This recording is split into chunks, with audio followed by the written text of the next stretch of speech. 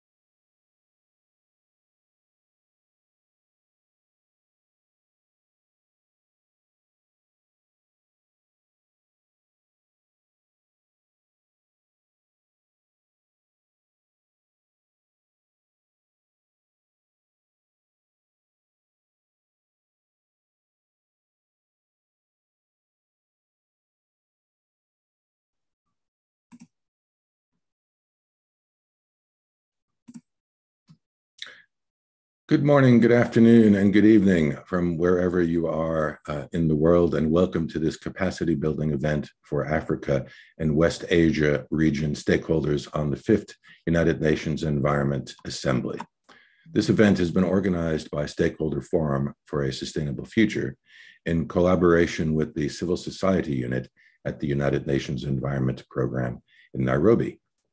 I'm Charles Newhan, Chairman of Stakeholder Forum for a Sustainable Future, and your host today from New York. I am joined by our presenters, Jan Gustav Strandenes, who joins us from Oslo, Norway, Leida Reinhardt, who joins us from Brussels, Belgium, and Felix Dodds, who is in Apex, North Carolina in the United States. Jan Gustav, Leida, and Felix are senior advisors to Stakeholder Forum. For those of you unfamiliar with Stakeholder Forum, we are an international not-for-profit NGO that has, for more than 25 years, been working to advance sustainable development at all levels. Stakeholder Forum seeks to provide a bridge between those who have a stake in sustainable development and the international forums where decisions are made in their name. Before we get properly started, there's a bit of housekeeping to attend to. We also have with us from various locations around the world, interpreters from Interactio, the multilingual meeting solution company. Many thanks to the Interactio team with us today for providing this valuable service. We will share their website details later on in the chat box. To listen to today's webinar in French, Arabic, or English, please choose your preferred language by clicking on the interpretation icon found on the bottom right side of your Zoom window. Please note that when choosing your preferred language, you can reduce the volume of the presenters speaking in English so that you can properly hear the interpretation. Also note that all 3 language versions of the webinar are being recorded, and that links to them and the copy of the presentation will be posted on the Stakeholder Forum website very soon afterwards. Now a bit about how the audience will interact with us. As you will see, All attendee cameras and microphones are muted and will remain that way throughout the webinar due to the number of people who will be participating. There will be 2 sessions with 4 and 3 modules respectively, each followed by a 10-minute question and answer period and a 15-minute comfort break between the 2 sessions. If we do not need all the time during question periods, we'll move on to the following module. Please note, and this is very important, that questions should be submitted in the Q&A window, not in the chat window. While we'll monitor the chat window for those who might forget or come in a little bit late, we'll remind the audience along the way to put their questions in the Q&A window. You are welcome to scroll through the questions and upvote them. You'll see there's a little thumbs up within each question that you can then, if you decide that what's being asked is something important to you as well, that gives us some guidance as to which questions are the most important to answer if we're limited on time. Now, also apologies in advance for not being able to answer all of your questions due to time constraints, but we will try very hard to do so. Let's begin by introducing today's presenters. Jan-Gustaf Strandinnes began working with the UN on environment and governance matters in the 1970s. He has been lecturing about the UN for 20 years, worked for NGOs at the United Nations in New York during the Commission on Sustainable Development years, and has carried out multiple assignments for UNEP. Earlier in his career, Jan-Gustaf worked as a diplomat for Norway's Foreign Office in Botswana and Uganda, and later he directed a large aid and environmental NGO in Norway for 2 decades. Felix Dodds is an adjunct professor and a senior affiliate at the Water Institute at the Environmental Science and Engineering Department at the University of North Carolina in the United States. Felix is also an associate fellow at the TELUS Institute. He was the co-director of the 2014 and 2018 Nexus conferences on water, food, energy, and climate at UNC, is a prolific author on the subject of global sustainability with some 20 books to his name, and was the executive director of Stakeholder Forum from 1992 until 2012. Leida Reinhardt has been a key advisor to Stakeholder Forum for many years, and before joining the SF family, worked as a freelancer and was the program coordinator of Resource Justice and Sustainability at Friends of the Earth Europe. In her position as executive director of ANPED and director of global policies at the European Environmental Bureau, Leida facilitated and coordinated the global UN community to realize their active engagement in the United Nations processes on sustainable development and the environment. Please welcome Jan-Gustaf, Felix, and Leida. Jan-Gustaf will deliver the first module. I've just been told, Jan-Gustaf, by the interpreters that I'm speaking a little bit too quickly. So I'll remind you, and I'll remind myself later, we will speak at a more reasonable pace. Jan-Gustaf, you have the floor. Thank you very much, Charles, for this kind of introduction. Before I start my presentation, I would just like to say that I apologize to all the listeners and the audience because I have a cold, a regular normal cold, but it does send me into some coughing at times. And if I should do so, I should try also to mute my speaker so that I'm not disturbing the presentation too much. Now, having said that, let's begin this first module. And can I have the next slide, Charles? This is just the agenda that Charles just explained to you, and we're in session 1, and I will then be doing the basic understanding of the UN Environment Assembly and the UN Environment Program. For you to understand the process and what's taking place at UNEA, the UN Environment Assembly, and UNEP, the UN Environment Program, and for you to become good and influential advocates and lobbyists, we need to understand how the system works.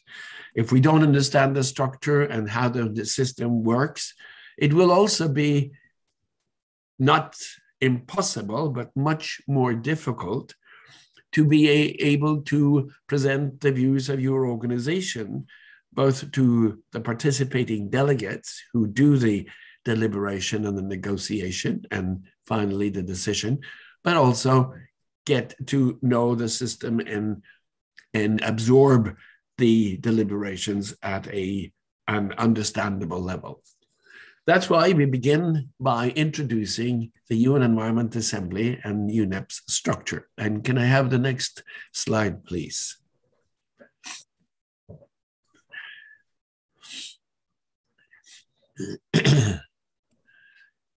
UNEP is headquartered in Nairobi in Kenya. And as you can see, it's situated in the lush surroundings of Gigiri in Nairobi. UNEP works through its divisions, its regional systems, its liaison and outposted offices, and through its regional offices. Next slide, please.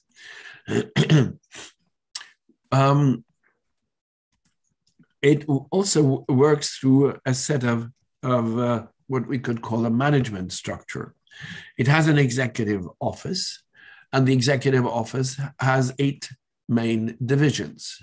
As you can see listed here to the left of the screen, we have a communications division, an economy division, an ecosystems division, a law division, a science division, policy and program division, corporate services division, and the governance affairs office.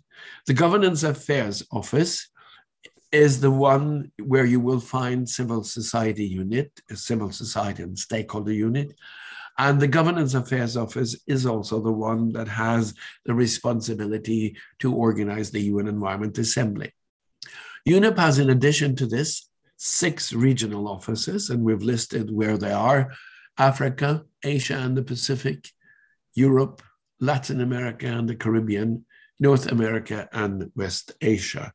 You might pay attention to the fact that UNEP has 6 offices, or 6 regional offices. Next slide, please. Because the UN as such, organized slightly differently, has 5 regional economic divisions. So just remember that. We also introduce some of the key people in UNEP.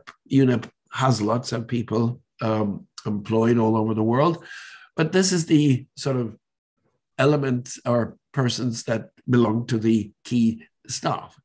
To the left, you have Inger Andersen, who is the executive director of UNEP. She's originally from Denmark. You have Joyce Msuwa, who is the UNEP deputy executive director from Tanzania. You have the Assistant Secretary General and head of the New York office, Ms. Ligia Noronia. Ulf Björnholm is acting director for the Governance Affairs Office. Tim Kasten is the director of Program and Policy Divisions. And Patricia Kameri Mbote is a newly appointed director of the Law Division and from Kenya. Susan Gardner is the director of Ecosystems Division, and Sheila Agarwal Khan is the director of the Economy Division. She's also from Kenya. If you want to see the rest of the UN staff, UNEP staff, you can go to UNEP's website. We also want to give you a little bit of an understanding of how UNEP is positioned within the larger UN family. This is important because I have had many people come to me and ask me if UNEP is not a specialized agency on par with the FAO or UNESCO or ILO. And it's not. UNEP is not a specialized agency. Many other people have asked me if UNEP is not a subsidiary body of the Economic and Social Council, one of the charter bodies of the UN. And again, the answer is no. UNEP is not a subsidiary body of ECOSOC. As you see here, this is a very abbreviated organogram. You'll find a better one when you go to the UN General Assembly and click on organogram. But this is how it is organized. To the left, you have the subsidiary organs of the UN General Assembly. And in the middle rectangle here is where you find UNEP. You can see a list, and then under there you have so-called funds and programs. You may be very familiar with UNDP, the UN Development Program, which was established back in the 1960s when the UN began focusing on development and poverty eradication. You have UN volunteers, as you see, and we have then bolded and underlined UNEP's position, the UN Environment Programme. It's followed by UNFPA, the Population Fund, UN Habitat, UNICEF, and the World Food Programme. Now, these are funds and programs, so they are under the tutelage of the General Assembly, and this also makes the staff of UNEP and extended staff of the Secretariat in New York. And to the right, you have the rest of the bodies you find under the aegis of the UN General Assembly. Next slide, please. It's important to remember where UNEP is positioned, because often we think that we can apply rules and regulations about civil society and non-state stakeholders' participation in UNEP by using ECOSOC's rules and procedure. We can't really do that, even though they give us some advice on how to participate. Now, UNEP presents the outcome report from the UN Environment Assemblies to the General Assembly's second committee. And then they develop a resolution which the General Assembly then adopts. In reality, as the last sentence here says, in reality, this means that the UN Environment Assembly decisions are not binding for the UN Charter bodies unless the General Assembly and the Economic and Social Council have adopted them. Now, before UNEA became a reality, so to speak, the highest body, the highest governance and ruling body of UNEP was the so-called Governing Council. It consisted of elected members, 56 in all, and they were elected on a rotating basis. But in 2012, at Rio +20, the decision there was made to establish the UN Environment Assembly, which was given a universal membership. And to have that in a proper context, UN General Assembly and the Governing Council and the new UNEP had to agree to this. And then in 2013, as we see here, it was formally agreed to give the governing body of UNEP the designation, the UN Environment Assembly. Next slide, please.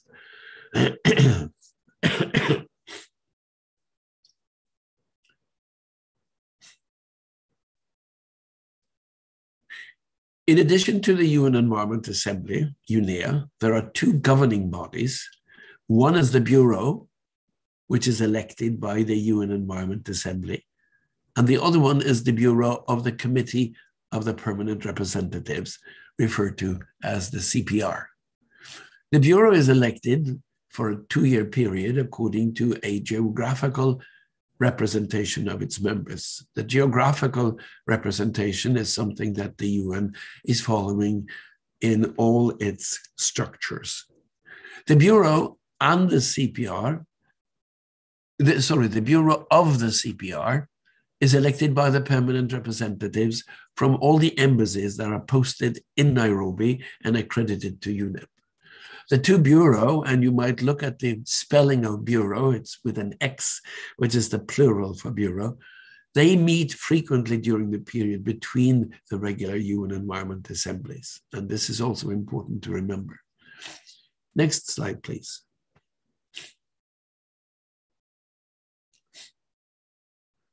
This is another organogram just showing the structure as we see it today. And we have put some numbers into this organogram. First of all, the universal membership. 193 nations are now members of the UN, and that also means that they are members of the UN Environment Assembly. The UNEA meets biannually on uneven years. Now, this has to be changed. Today we're in an irregular position because of the pandemic. So it'll take a little bit of maneuvering to get the UNEA back on the uneven years position. The UNEA concludes with a 2-day high-level segment. We will talk a little bit more about that later. And as we've already indicated, the UNEA is supported by the Bureau with the elected Bureau with its 10 members. And then you have the Committee of Permanent Representatives. The number of accredited missions or accredited embassies found in Nairobi, accredited to UNEP, today has 122 members, meaning that there are 122 embassies in Nairobi. And the CPR Bureau has 5 members. And then we've just listed some of the more important bodies that serve the UNEA here. The next slide, please.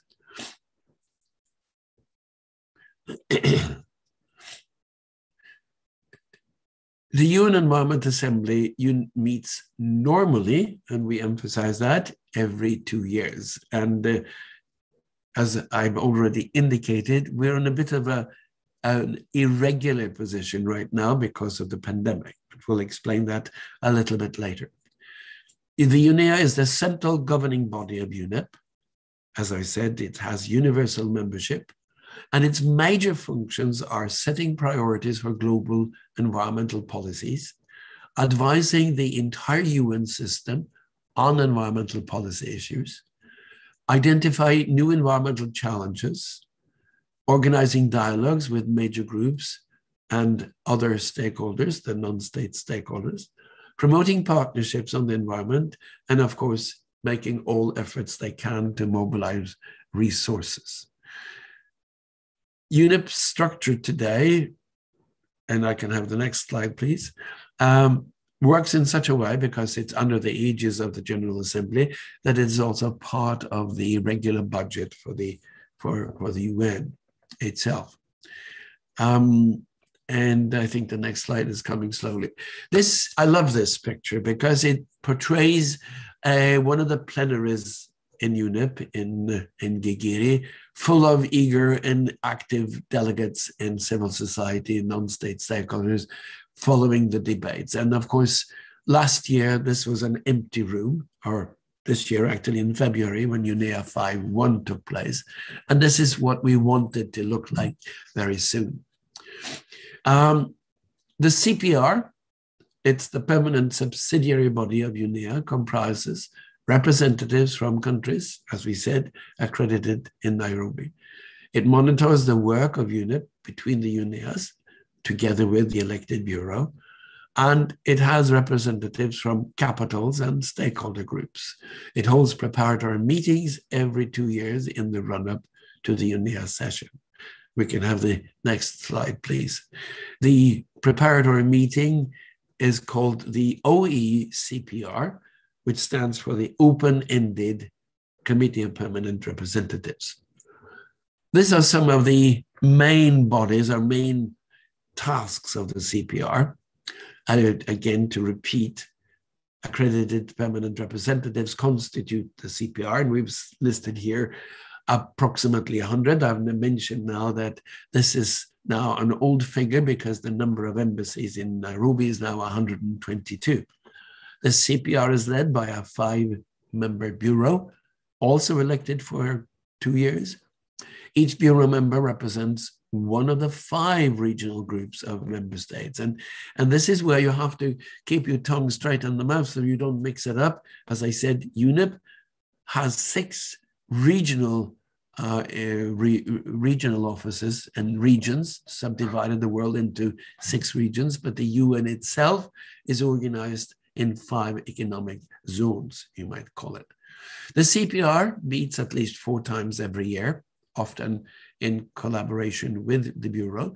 And of course, because of the pandemic and these irregular times, these bureaus have met more often than this. UNEP accredited major groups, non-state stakeholders, can now participate and observe the CPR meetings.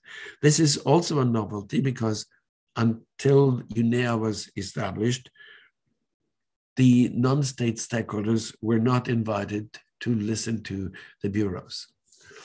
And of course, the major contributions of CPR is to contribute to the agenda of UNEA. We'll come back to the agenda setting, provide advice to UNEA on policy matters, prepare decisions for adoption by the UNEA, and also oversee its implementation and supporting the Secretariat, of course, and convene thematic or programmatic debates, which we will see is taking place.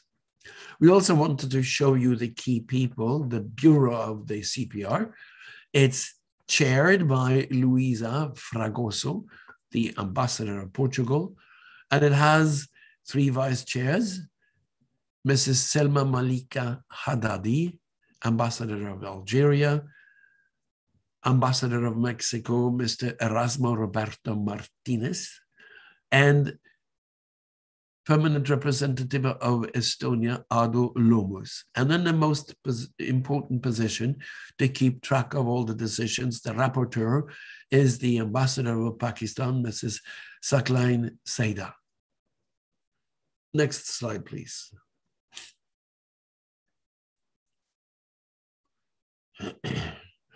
Now we move to the Bureau, which is the other governance body position, the elected Bureau. It has 10 members, and the standard practice of the Bureau is to support the President, also elected for a 2-year period, in preparing the UNEA, develop a draft ministerial declaration, which is now in the offing and being discussed. Laida Reinhardt will come back to that a little bit later. And of course, represent the Bureau at relevant international environmental conferences. To the left here, we see Helen Clark, former Prime Minister of New Zealand and twice Executive Director of UNDP, addressing the General Assembly in New York. Next slide, please. Now, the Bureau works as a committee, and of course, because of the pandemic, and most of the meetings, if not all of them, have been held online. The Bureau shall carry out the tasks entrusted to it by the Environment Assembly. You will see that the decisions made by the UNEA, and there are quite a lot of them, directs and mandates the bureaus to act. The Bureau shall assist the President conducting the business of the Assembly, which is very important because running 193 countries in the plenary is not an easy task. They need to review credentials, prepare the sessions of the Assembly, and provide guidance on the selection of the overarching theme for the Assembly. We'll come back to that discussion, which has been interesting this time. Next slide, please.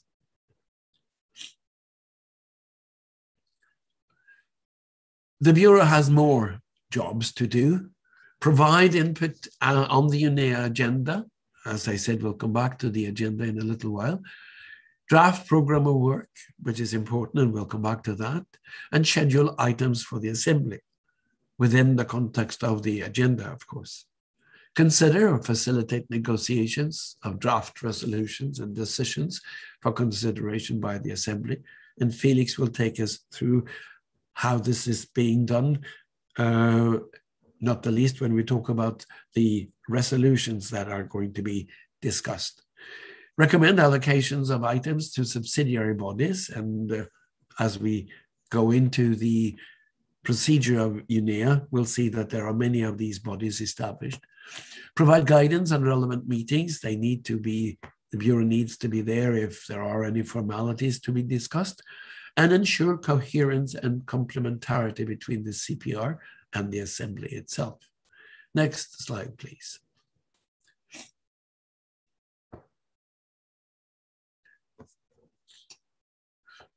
And this is half of the Bureau, which has been elected. To the left, you have Espen Barth Eide, the Norwegian Minister of Environment and Climate, who is the elected president. Norway holds the presidency during these rather interesting times. And then we have a number of vice presidents.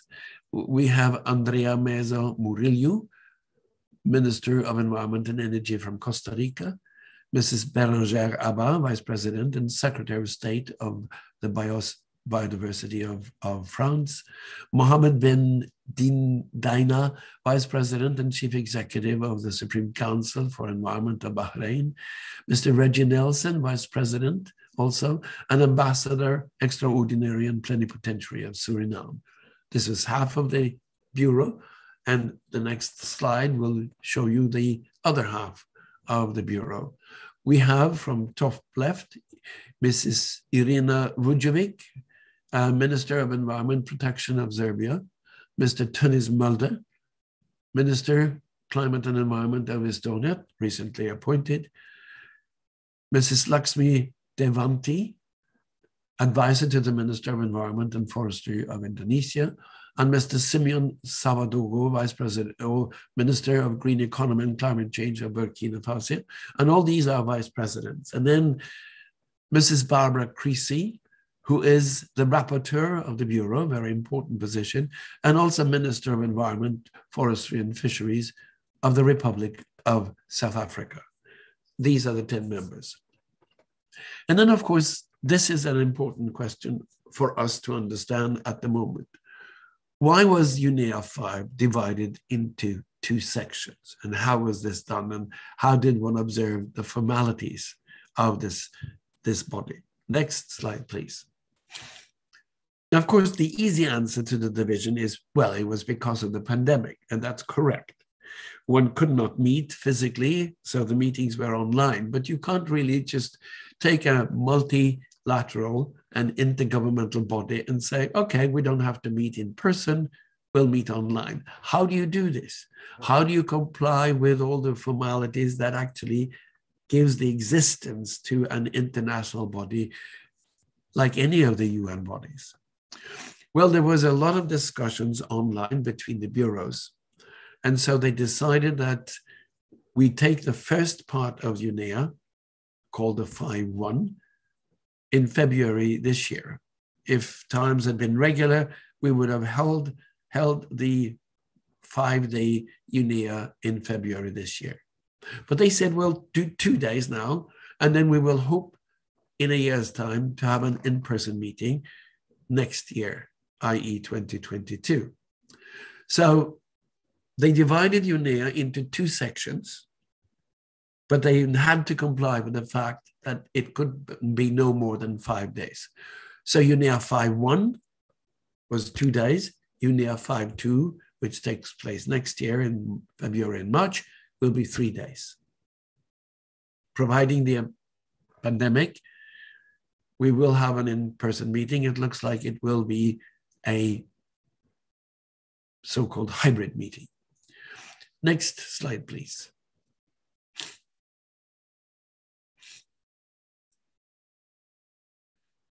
So clearly, the Bureau at the time, the 2 bureaus, were faced with a number of formality challenges. And of course, they couldn't do the entire agenda. It's large and complicated. And without being able to meet in person, they had to think what are the most important things to be decided. And they quickly saw that there were 3 elements that needed decision.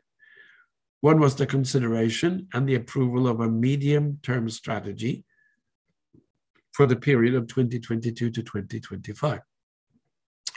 We will come back in detail to the medium-term strategy, and we will quickly and often refer to this as the MTS. This is the key document that tells you and anyone else, and including the Secretariat, what the program of work and the strategic thinking should be for this period. And a program of work, often referred to as POW, is based on the medium-term strategy and needed also a decision. And then, of course, the organization needed a budget so it could go on existing. Then they also decided to have an online leadership dialogue for ministers of environment. We'll come back to that in a little while. And then on several issues, there would be important work, not the least on the General Assembly Resolution 73-333 on the Global Pact for the Environment, as it was called then. Leida Reinhardt will take you through the details of 73333 later. Now, so this was the basic focus. Next slide, please.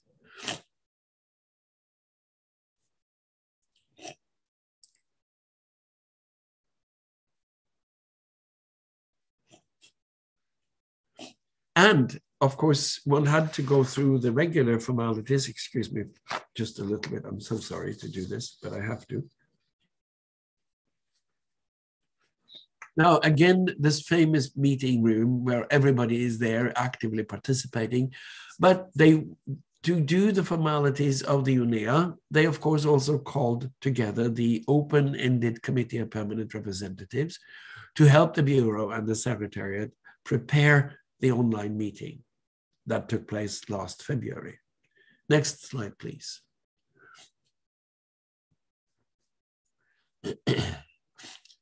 One did not expect to have all the 122 members of the CPR participating, but they needed a quorum and that was provided. 92 states participated actively in the OECPR, the open-ended CPR, and 27 representatives from various major groups or non-state stakeholders also participated in this meeting, preparing for UNEA 5.1. Next slide, please. And then we come to the agenda. Now, it is a provisional agenda until accepted, and it follows a blueprint overview. There are 16 points. We'll give you the next ones. But, you know, clearly, as I said, the Bureau realized they couldn't do this. So going through this agenda, they also add every year subpoints to reflect the political situation in the world concerning environmental challenges. You can see, for instance, that agenda point 11 says the provisional agenda and dates of the 6th session of the Environment Assembly UNEA 6. Well, clearly they couldn't do that in February this year because they had no idea when the pandemic would end and be safe around that. So the next slide will show you what they did to accommodate formalities, mandate demands, and the fact that I wanted to have a meeting that could give the further existence to the UN Environment Programme.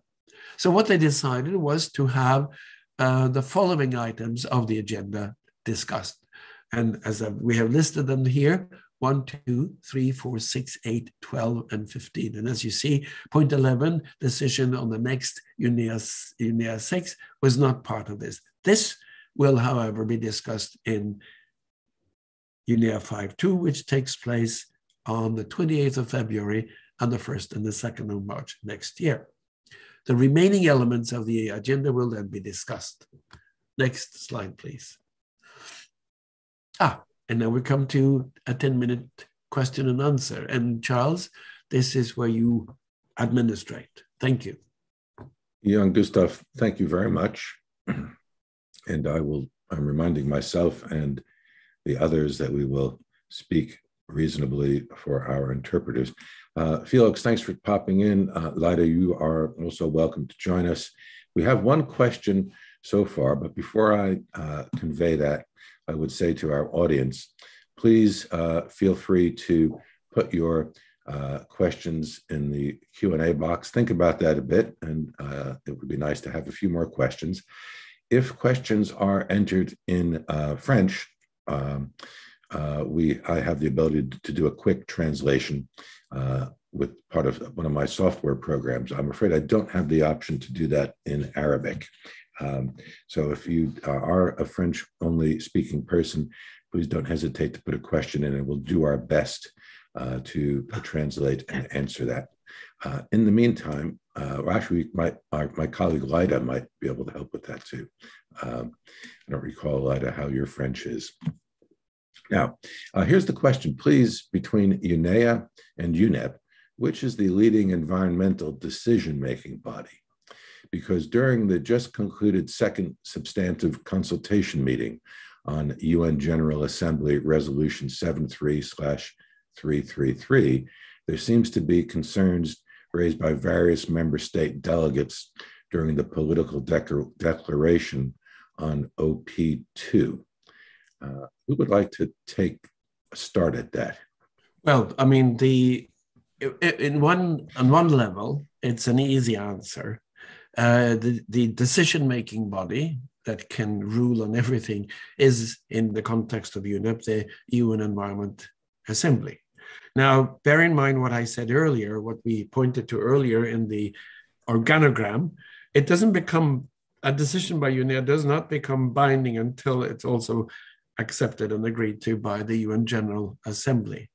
Now, the assemblies of the UN family are always the top decision-making body, whether that's a specialized agency or, as we see here, a program like UNEP or a program like UNDP. But the detail of the 73333, I will not go into because Leila Reinhardt is our expert in residence on that issue, and she was participating in Nairobi in person in these meetings that is referred to here in the discussions. So she can give a much better answer to that when we go into the 73333 section after the break. So I will ask also the discussion to be held at that time. It would be better for the sequence of events in our presentation. Thank you, Jan Gustav. We have another question. One of our colleagues is asking how can he be put in contact with the UN Environment Committee member for the Africa region? Any advice on that? Well, I mean,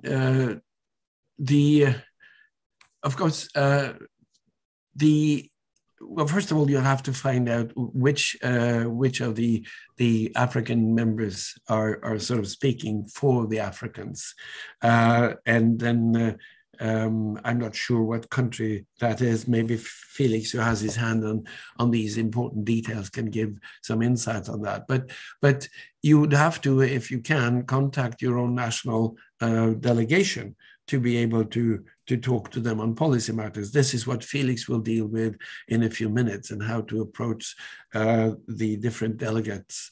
But going to UNEP and being part of UNEA in person gives you access to all the delegates. And our next sequence will also tell you and give you guidance on how to maneuver in UNEP with all the official delegates present. So if you can bear with us a few minutes, you'll get the best introduction to this by Felix. Thank you, Jan Gustav. I thought that was a question relating to the Bureau members more than whether it was the Bureau member for Africa for UNEA or the Bureau member for the CPR, not more generally. Well, it's basically the same, I think, answer. I mean, we've given you their faces, so you may know who they are. And by following courtesy and respect for what they are doing, and when they're busy, you can approach them. As Felix will tell you, the delegates are very approachable people, but they're busy people, so one has to respect the fact that they are busy. The major groups and facilitating committee organizes, in as much as they can, also meetings with the bureaus during the UNA session, and that's a general attendance meeting for the accredited organization, and then you can ask questions both to the bureau members and to the presidency. I think if it's before the meeting, which is what I interpreted it to be, I don't think we have their emails, but I'm sure if you contacted Alexander, he would be prepared to send whatever your question is through to the relevant bureau member, whether it's the CPR or whether it's the bureau member for UNEA. And I'll jump in Maybe here. I can add on this, because we also have regional reps. So from the major groups, I think that's the best way to go first, and then directly approach and delegate. Because if all the NGOs are going to approach the delegates, I think they will be a little bit annoyed with that. Yeah, that's why we have regional representations per continent, per region. And on the UNEP website, there, under the major groups, there are the contact details for the major group leaders, for the different groups. So that's easily found by going to the UNEP website. Now, I would also there's one more question in there before we jump in. And maybe I think Felix's section might cover this. One of our guests asks, how does one get accredited? Now, the question is how to get accredited under the major group, but I wonder if the question is how does an organization become accredited?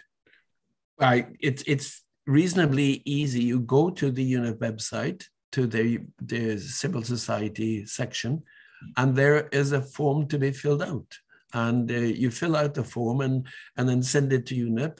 And then there is a committee under the tutelage of the civil society and stakeholder unit that will quickly go through this and decide if your organization answers to the basic criteria for accreditation at UNEP. This is the normal way to go. And any organization is invited to ask for accreditation. It's usually fairly quick and it's not very difficult, provided, of course, you meet the qualifications. I will jump in here to say I do have a memory of a while back, maybe months ago, the website making reference to the fact that the accreditation process had slowed down and was running quite behind because of the pandemic. I'm not quite sure what the current status is, but by going on to the civil society page in the accreditation area, there should be a note. Also, one other comment. As we get into Felix's presentation, I believe, we'll get to a slide which will have the email address for the civil society unit, which you'll all be able to copy. And also you'll get when we send you the presentation. And we always recommend that you use that initial email address to communicate with them. And then you'll get put into contact with the right person for your region or your subject. Having said that, I'm going to see if there's any more questions before we move on. Let's see, how are we, Tom? Let's say we'll answer one more question now. One question is, would it be wiser to channel all of our questions, concerns to the representatives of the major groups of stakeholders rather than going directly to UNEP? Lyda, do you want to speak to that? Sorry, where's the question? If you scroll, it's from Peter Aburi at 5:16 a.m. If you scroll down, it's the next to last question. Okay.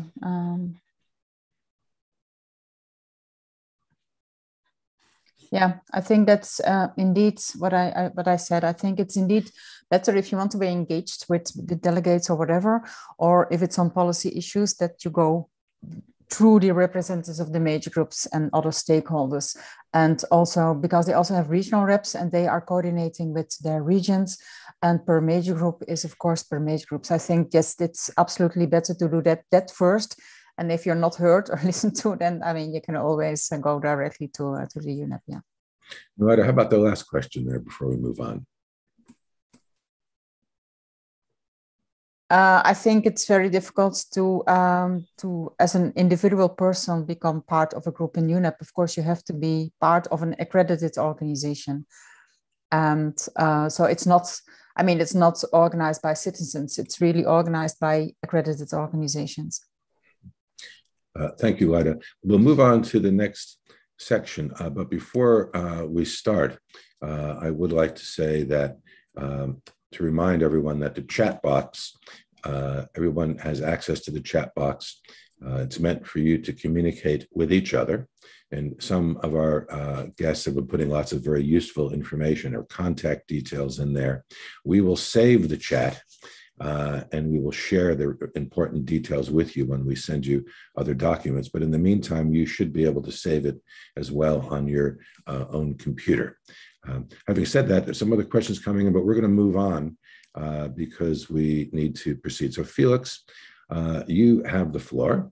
And just a reminder, I know you will be, you're good at this, speak at a reasonable pace, and I will give the floor to you. If you could move to the next slide. If you're going to any UN meeting, you need to understand how the countries group themselves. And so the European Union will have a presidency until the end of December. It's a 6-month rotational presidency. It's Slovenia. Then during UNEA 5.2 next year, it will be France. And so France are taking a leading role in the discussion on the Global Pact, which we'll come to with Lyda later. The group of 77 was 77 countries when it was established. It's now about 134. We've given you the website for the group of 77. So it's definitely worth going there and seeing some of their reports or some of their activities. In any process, you'll have key G77 countries. Those tend to be, in particular, the power bloc ones, people like Brazil and South Africa.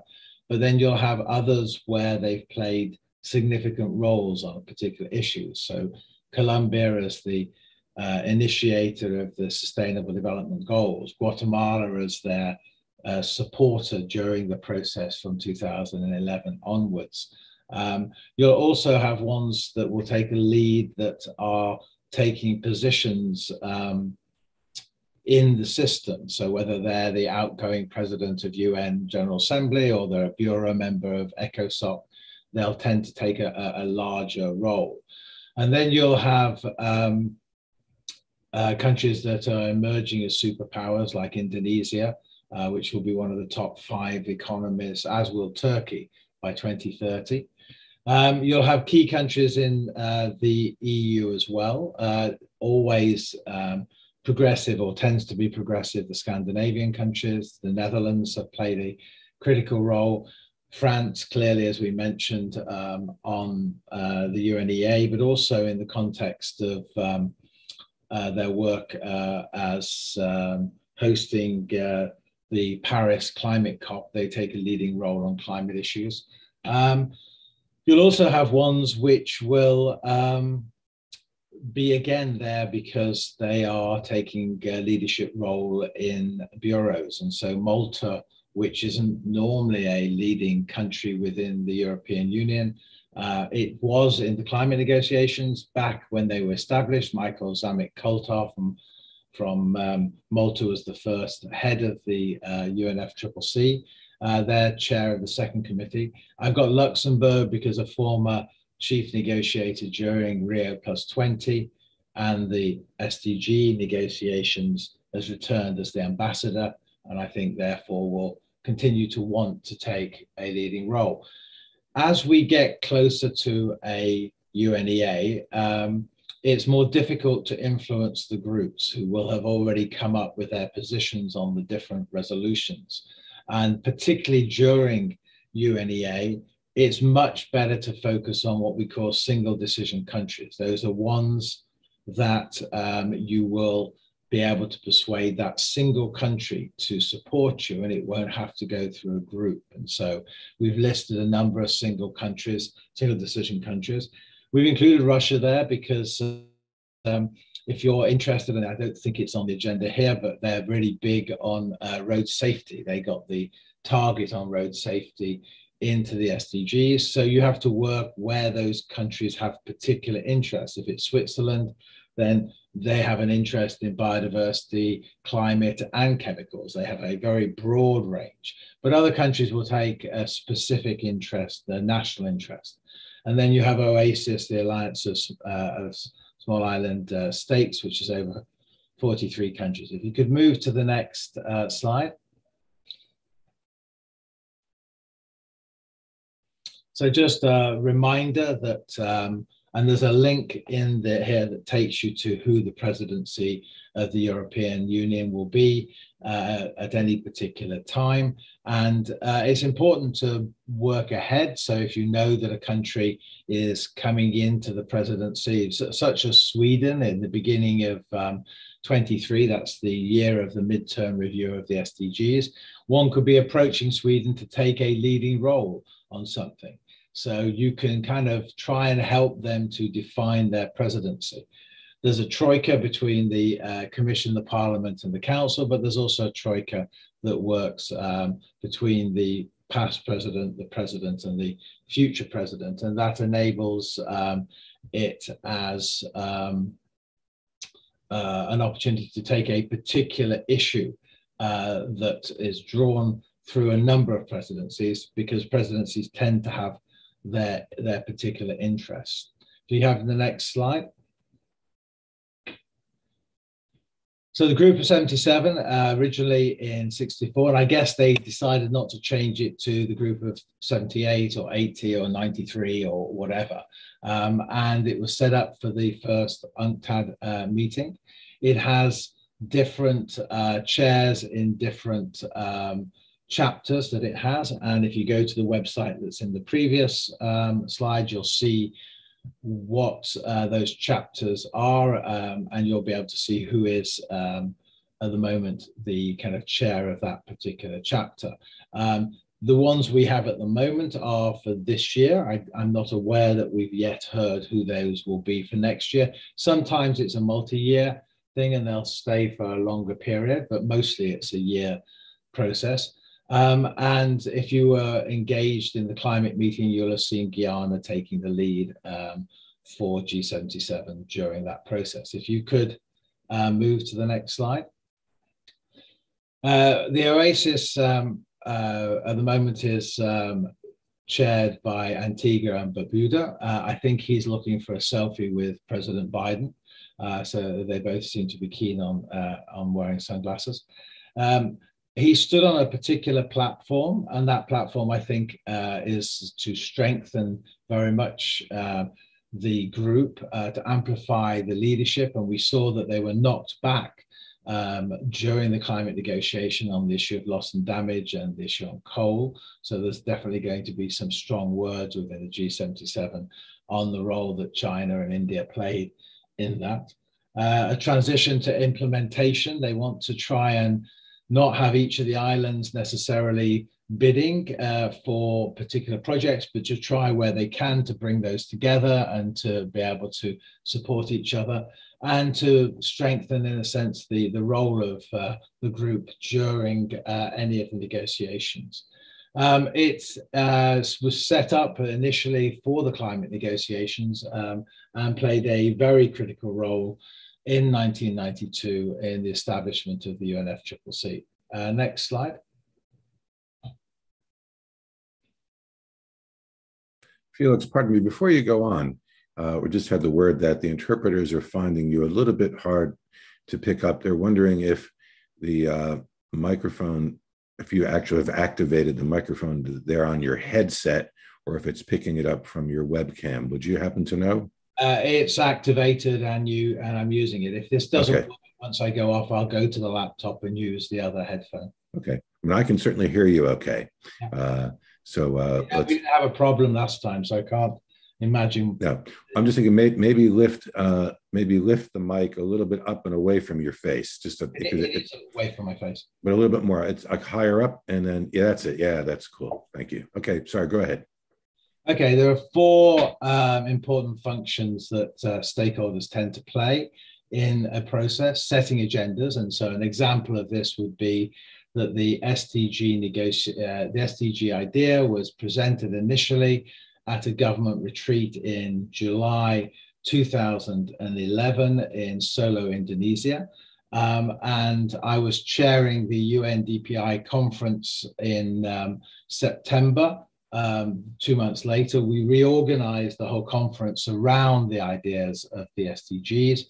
And we came up with, I think, about 18 SDGs. And because it was a UN conference, then the policy briefs that were produced by the UN for leading into Rio+20 were able to use the suggestions that we had come up with on what kind of SDGs there should be. And then for basically 6 months, they were the only suggested SDGs on the table. So stakeholders played a critical role in advancing SDGs, but also played a critical role in initially putting some things on the table. So that was setting the agenda. On negotiating outcomes, there was a push during the 2014 open working group that worked on what became the SDGs and their targets, to include a target on antibiotic resistance. And it was WHO who had produced an excellent report showing that there could be up to 100 million people dying because they become antibiotic resistant by 2030, and that this would have a big impact on the food chain because we're pumping many of the animals with drugs that make them able to live next to each other, and that they would become antibiotic resistant also, and so it would have a huge impact on that. But at that particular time, Ebola had broken out in Africa, and the people who were behind the report were reassigned to work on the Ebola crisis. We were unable to get a target in to the SDGs. And so in the following year, it's a good example of work to the end, particularly led by the Youth Caucus in the last 2 weeks of the last meeting of the Intergovernmental Negotiating Committee in 2015. In August, at the end of the first week, it was the youth who took some delegates back into the negotiations at the end of the Friday and persuaded a number of governments to add the following week some reference in the wraparound text to the SDGs, which is the 2030 agenda, a commitment to work on antibiotic resistance. Conferring legitimacy, by 2010, the previous body to the high-level political forum, the Commission on Sustainable Development, many stakeholders had felt that it was not achieving the importance of highlighting sustainable development issues enough, and 2 of the commissions on sustainable development had failed. That means if you didn't succeed in one part of the negotiation, the whole of that negotiation, doesn't matter whether you'd agreed in another one, was not agreed. And so there was a big push in Rio +20 to elevate sustainable development to what is now the high-level political forum. And then many of you are involved in implementing solutions and trying to find out how to make these global agreements actually work at the national level or the local level. And those 4 are all equally important and vital. And so it's important to understand why you're attending the meeting and what you're trying to do, because that will then give you the right feedback. Next slide.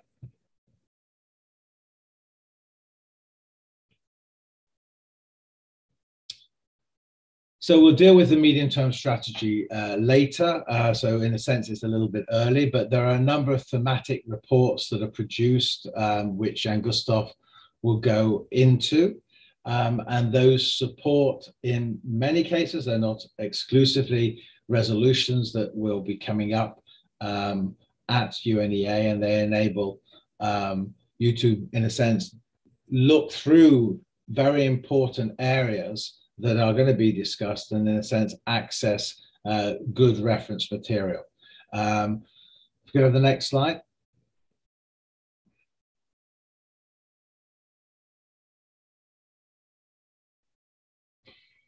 We have a thing that, just to remind people what not to go. I mean, this is a government forum, so just remember that. Don't go up to speak to your government if it's speaking.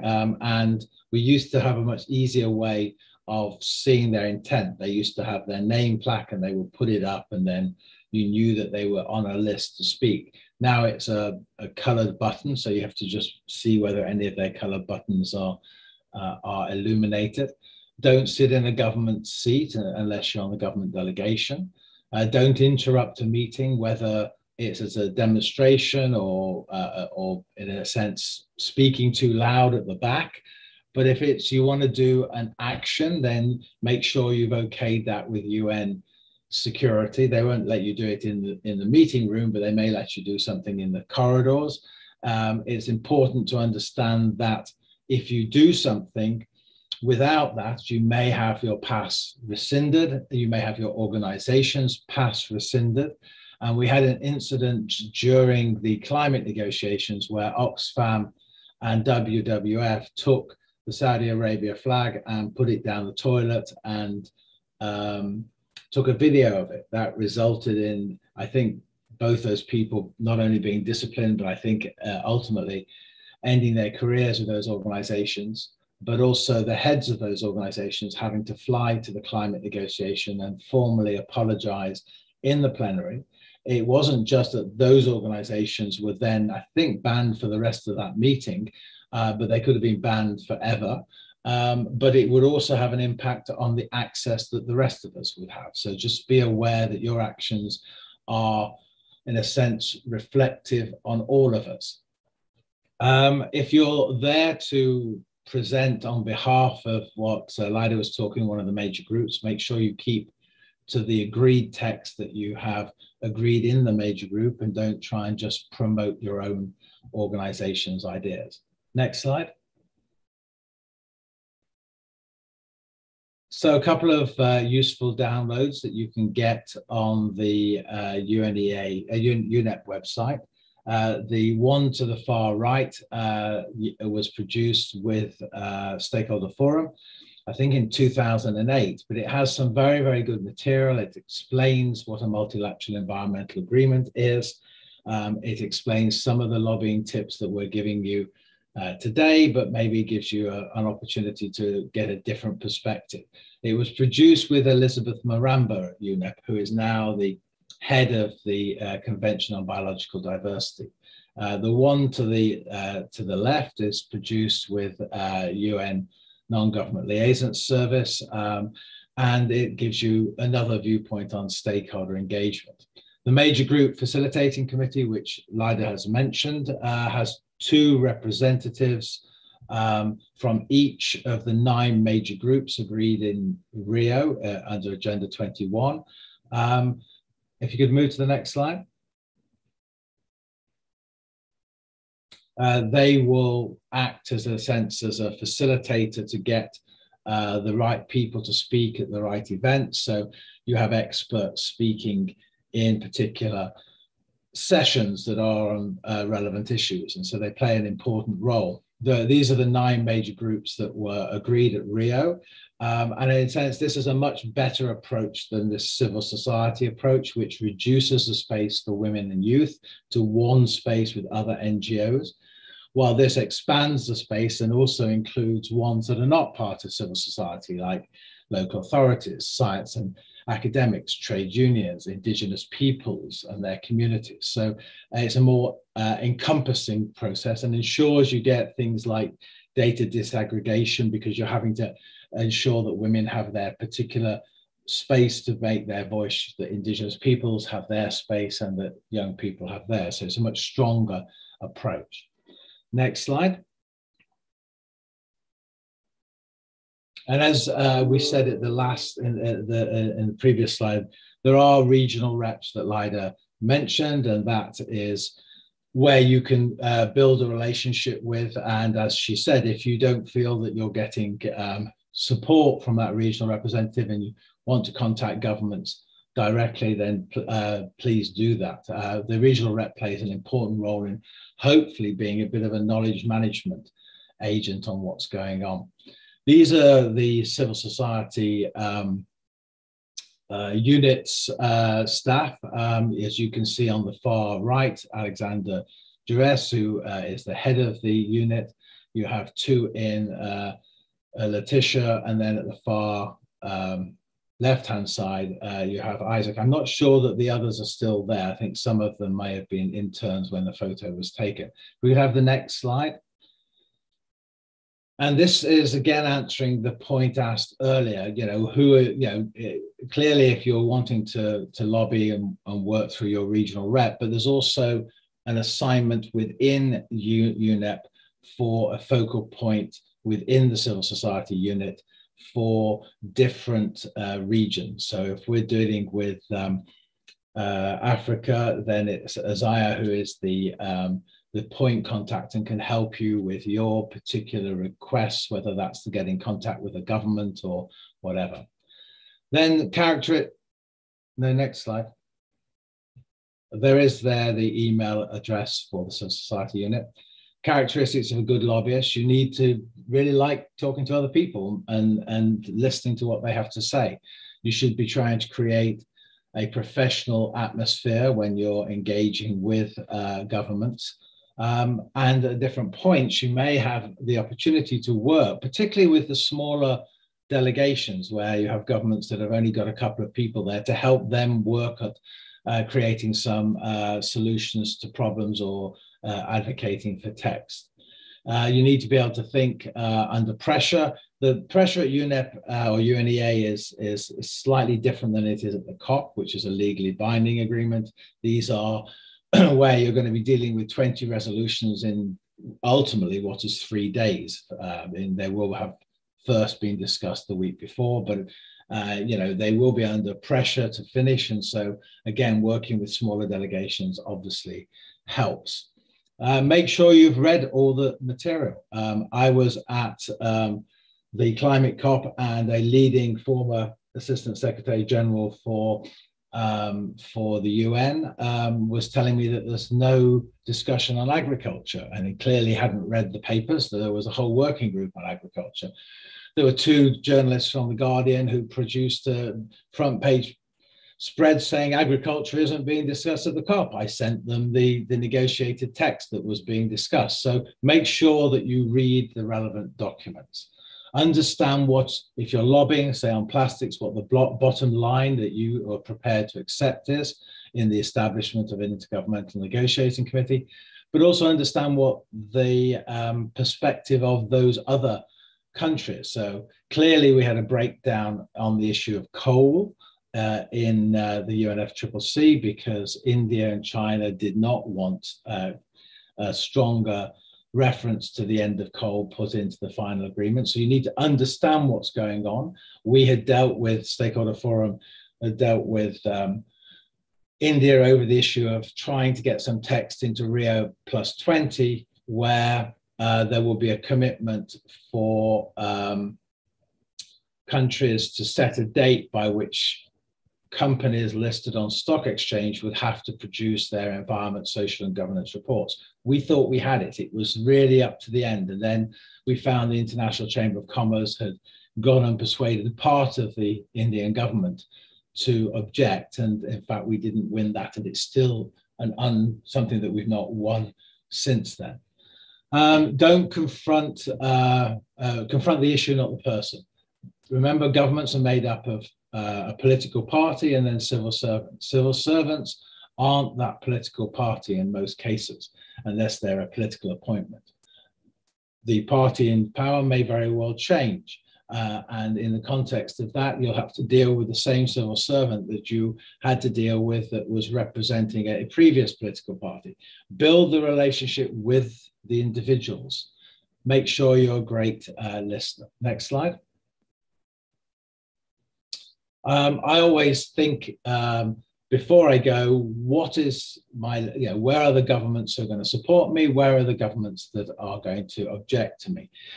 So you need to know in the case of this that we're dealing with Nairobi. It's an other venue. So what's the position of a government on plastics in Nairobi? Is it in favor of an intergovernmental negotiating committee? Is it against? Is it weak against? Is it weak for? Are there other forums which that might be dealt with? Well, it might be dealt with in the Basel Convention, in which case, what is the situation of governments representatives in the Basel Convention? What have they said their position is? And you can get a lot of that information through things like the Earth Negotiations Bulletin, who cover many of the negotiations. So that will be an interesting place to go to reread what positions have been.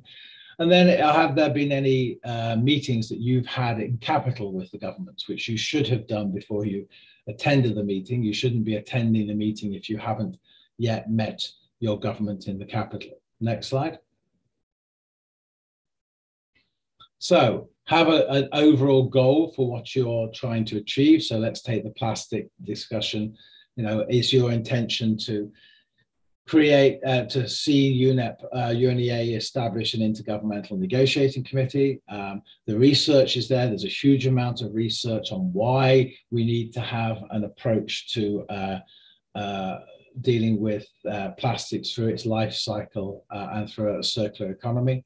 What is your particular other things you want? It might be you want adequate funding to enable stakeholders to engage in it. So you want to make sure that any agreement recognizes that the establishment of an INC would have a truly useful engagement of stakeholders. And as we said, map out your position. against what other governments are in favor of, but also be aware of who might be against it. If we have the next slide. Have a checklist. Make sure you, if you can, brought a laptop with an internet connection. I always have a memory stick because you can go to a printer and put the memory stick in and then get an immediate printout, or you can give it to someone at UNEP who might be able to print a copy out for you. The telephone companies often will charge large roaming charges, so it may very well be worth getting a SIM at the airport if you're coming into Nairobi. There are mission book, as far as I know, only in New York, and so if you're going to New York and you want to meet your government representatives on the UN website, there's an online version. You will go to your country, you would see what their telephone number is, what their email address is, and then you could ask to meet the relevant person who's covering the issue that you are interested in. In Nairobi, it's not so much easy. You can see who the missions are, I guess, that are members of the Committee on Permanent Representatives, the ones that have permanent missions in Nairobi, and you can then find their details, but it's much more of a time-consuming process. Too often people have gone to the meeting not having enough business cards. I include myself in that. You think you've packed it, you should make sure that you've packed it. We don't so much use a digital camera anymore. We use the cameras on our phones. But make sure that if you are meeting people, maybe take a selfie if they'll let you do it, because that's useful for promotional material, but it's also on your Twitter account. But it's also useful in the sense that you've then got a record of what they look like. And if maybe the next time it's not you going, but you can give it to the staff person who is going. If you're taking your publications, this is a short meeting and they'll already be far down the road. So I will be looking at no more than a 2 to 4 page document that they can absorb. It's not going to be easy to get them to absorb more material. So if you take a report, then in a sense you're doing this as a reference document for them to take home. But then again, yeah, they won't want to necessarily take it in their luggage. So it's perhaps better to get their email and send a link to it. Next slide. So the process will work through a committee of the whole. So everything has to go back through this committee of the whole to be agreed. And that's because many governments won't have a large enough team to cover the 20 resolutions. And so there has to be an opportunity for them to come together. And so there'll be working groups, and then there'll be, when there's a disagreement, they'll form contact groups. So it might be a disagreement between the US and EU, or the US G77 and the EU, in which case they'll all have to congregate, but you will not have access to that meeting unless potentially you're on a government delegation. But even so, often in those very closed discussions on particular issues, they will be excluding you. And remember that they could be trading particular positions in different resolutions. So it might be that they think if they're being really hard-nosed in the plastics negotiation, but they want something in a different resolution, that they will trade between different resolutions, and you need to understand that. Next slide.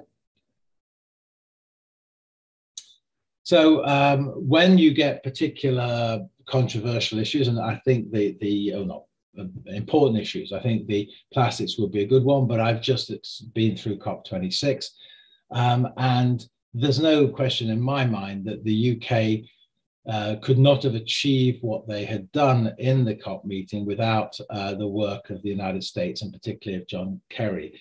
The UK had reduced its aid from 0.7 to 0.5, which kind of took the knees out for Sharma, who was the president. It made it very difficult in finance negotiations for them to be able to argue people should be putting more money on the table, as they had just reduced their money. And so having friends of the chair or the president of the bureau is really important. Next slide.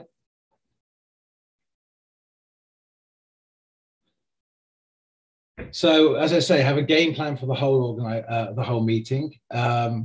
Find out before you're going where there might be support for working together with other NGOs or other stakeholders. And so that can be done through the major group facilitating committee, who will be aware of coalitions. There's one on plastics, there's one on animal welfare, there may be others on other areas that are coming up. Make sure you've met the your government in your capital. I mean, seriously, if you turn up and talk to your government without having done that, then they're less likely to take notice of you. If you have the chance, brief your media about it. Invite them to maybe an online Zoom meeting explaining what the issues are coming up and the positions you want the government to take. They will not be as versed as you are in the issues, but they may very well be prepared to take material from you while you're at the UNEA. But if you haven't established that relationship before you go, then it's very difficult. Stakeholder Forum worked very strongly with the BBC correspondent for the Rio+20 process, Richard Black. And he, in fact, came and helped run media training for us and whatever. And in fact, we shared a flat with him during Rio+20, and he was broadcasting the BBC news broadcasting his contribution to the news from our flat. So that's a really integrated media strategy there. I'm not sure everybody can achieve that. If you can get questions asked of the ministers before they go to the UNEA, if you can get a parliamentary debate. In the UK, we have a thing called an adjournment debate, which is often used to raise this, which brings the minister into Parliament to have to answer questions before they go to events. Create a rapid response mechanism so that if you are at UNEA and you're aware that the civil servants are not advocating the position that they should, that you can contact people who are working with you in the capital, who can put pressure on the minister to send instructions to adhere to the position the government has. If you can get on a government delegation, you have to abide by whatever the government's position is, but it gets you to understand who the key people are. It gets you to understand how they put together a brief, and then it helps you to find out who the key people in other government delegations are. So it's definitely an important thing as far as a knowledge management process is concerned. Next slide. So as I've mentioned before, the Earth Negotiation Bulletin produces a daily report on what is said at different meetings, including the UN Environment Assembly. If you go to their website, you will find the reports from UNEA 5.1, UNEA 4, UNEA 3. It's worth going there and looking through the pictures, and they will say, you know, this person is from this, in many cases, this person is from this government. So you can download the pictures and create a picture gallery for your team going to UNEA, and then you'll be able to walk into a room and you'll be able to see the person, you'll know what their name is, and you'll be able to go up and create a conversation a lot easier. If you're in a big team, so like the plastic NGOs, they have a particular person who's the contact person for G77. They have a particular person who's the contact person for the EU, for the US, and for other key countries or bureau members or UN officials. And that's important because it creates that ongoing relationship. As Lila indicated, you don't want lots of people going and necessarily lobbying a particular government. You want to have a coordinated approach to that. During these meetings, you often see a lot of stakeholders just sitting in the room taking exactly the same notes as each other. That's just a waste of time. You need a floor manager. Again, the plastics people would have a floor manager who will be taking notes, and then their lobbyists will be coming in and taking governments out to the different coffee bars in the complex to try and argue for what they want. You should be spending most of your time, if you're a lobbyist, pulling people out of a meeting and then trying to persuade them to take up your position.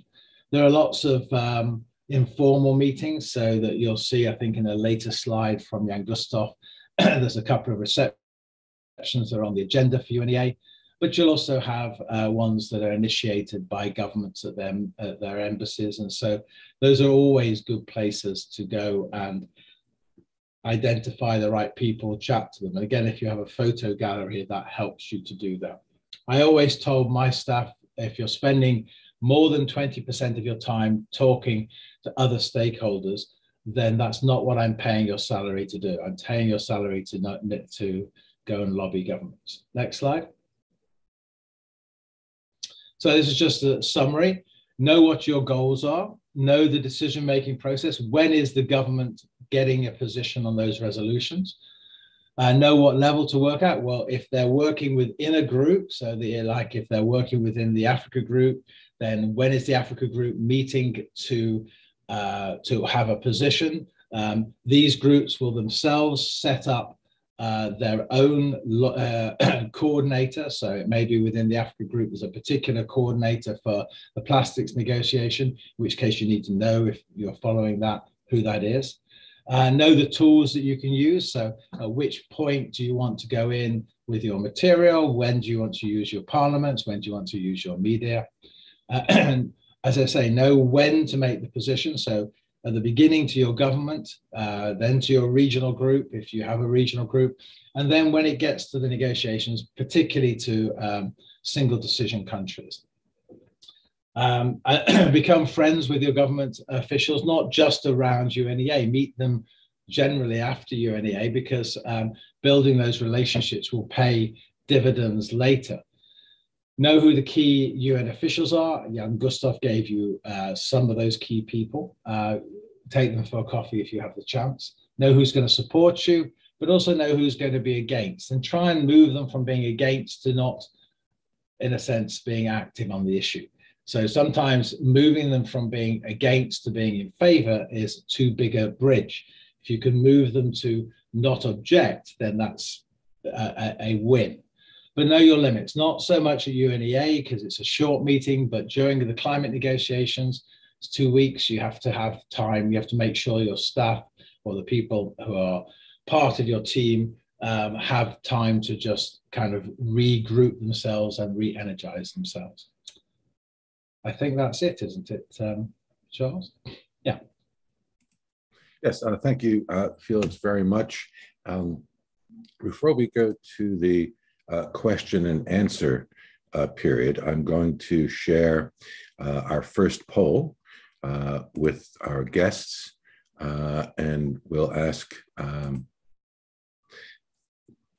the participants to please take a moment. I'll give 1 minute, and if our guests can please begin to make their choice, we will share the results of this along with other information later on.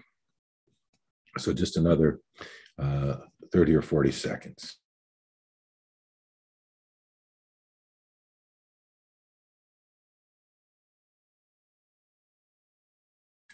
And I'd like to encourage all of those who are watching to please jump in and make your choice. Thank you.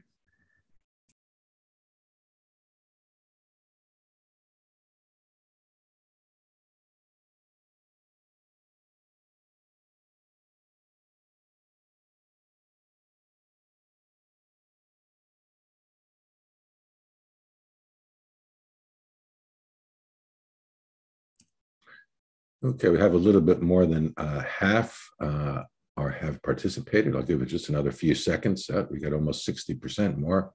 Another 10 seconds and I'll stop it and I'll share it with you all.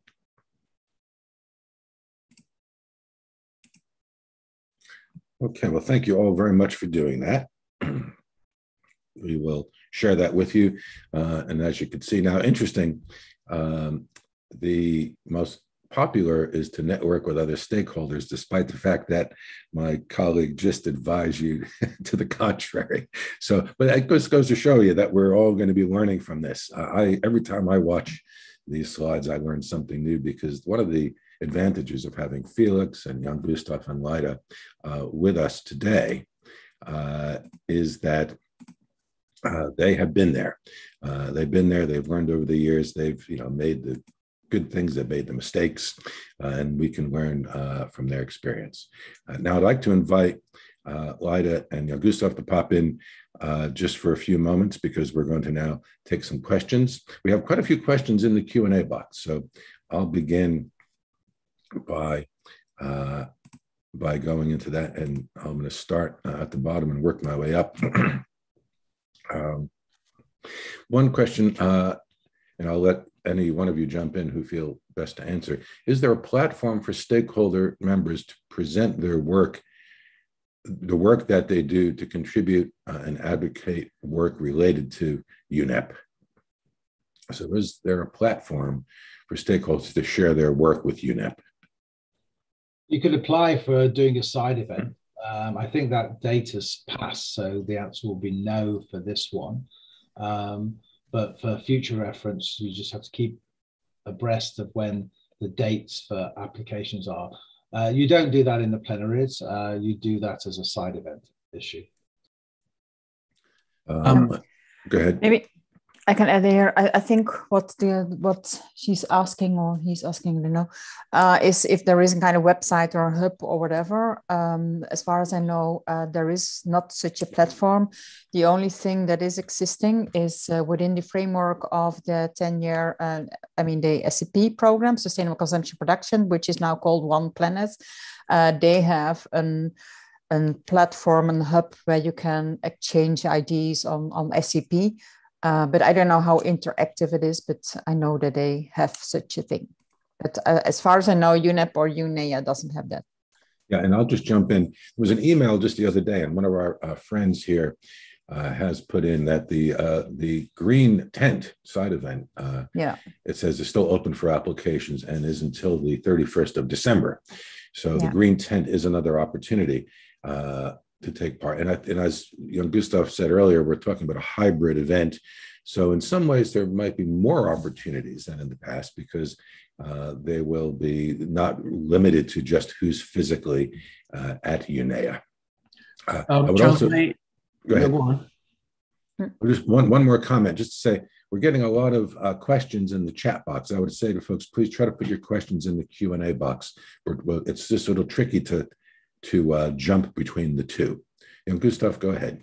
Yes, thank you. I was going to say that a number of organizations, mostly those who can afford it, have stands also during UNEA. There are areas inside the UNEA conference area to sort of showcase your organization. But I think one thing that Felix mentioned and that I want to emphasize is that whatever you do and say and present, it has to be relevant to the overarching theme of the UNEA, and also be relevant to the discussions taking place at any moment. Sometimes non-state stakeholders have an inclination to present their own work, whether that is relevant to what's going on in the plenaries or the side events or not. And that's never good. It's a waste of your resources, and nobody actually will listen to that. So it's important to stick to the themes of UNEA and of the discussions. And also, I've looked through a number of the chat box comments and questions, and many of you ask if there is a way to present what we're doing through UNEA, or UNEP. Well, you have to bear in mind that UNEA and the UNEP is an intergovernmental body, and it's not an organization to showcase our fantastic ideas first and foremost. And UNEA is, of course, a policy guiding issue. But going back to what Felix and Lyda has pointed to, as long as it's relevant to the themes being discussed and deliberated, you will get a chance to maybe have an impact. Thank you. Thank you, Jan Gustav. There's another question in there, but I will say we're running a little bit late. All right, well, it's the wrong word. We've gone a little bit over our time frame, so I'm going to ask that be mindful, try to have a quick answer if you can. And if we do make up time, we could always come back. One other question is, does the UNEA have any initiatives helping with workforce development preparation to implement today's ideas more effectively? Well, I would say we're coming back to I would say not the workforce, but the program works and the medium-term strategy. I'll come back to that later. But if you want to implement or help implement what UNEP is focusing on, then getting an understanding of the MTS and then applying for funds from your own government and for donors to help implement some of the ideas that are embedded in the MTS, the medium-term strategy, will probably help you and help UNEP to implement what is decided. And that's a very, very important document. Thank you, Jan Gustaf. If Lyda, do you want to say something? I saw you shaking your head. No? Okay. There are no more questions at the moment. And since we're running a bit late, I'll suggest that we move on to the next section. And I believe that is Jan Gustaf. Oh, that's me, actually. Okay, in that case, folks, if you don't mind dropping off, I will pick it up from here and we'll be back to you soon.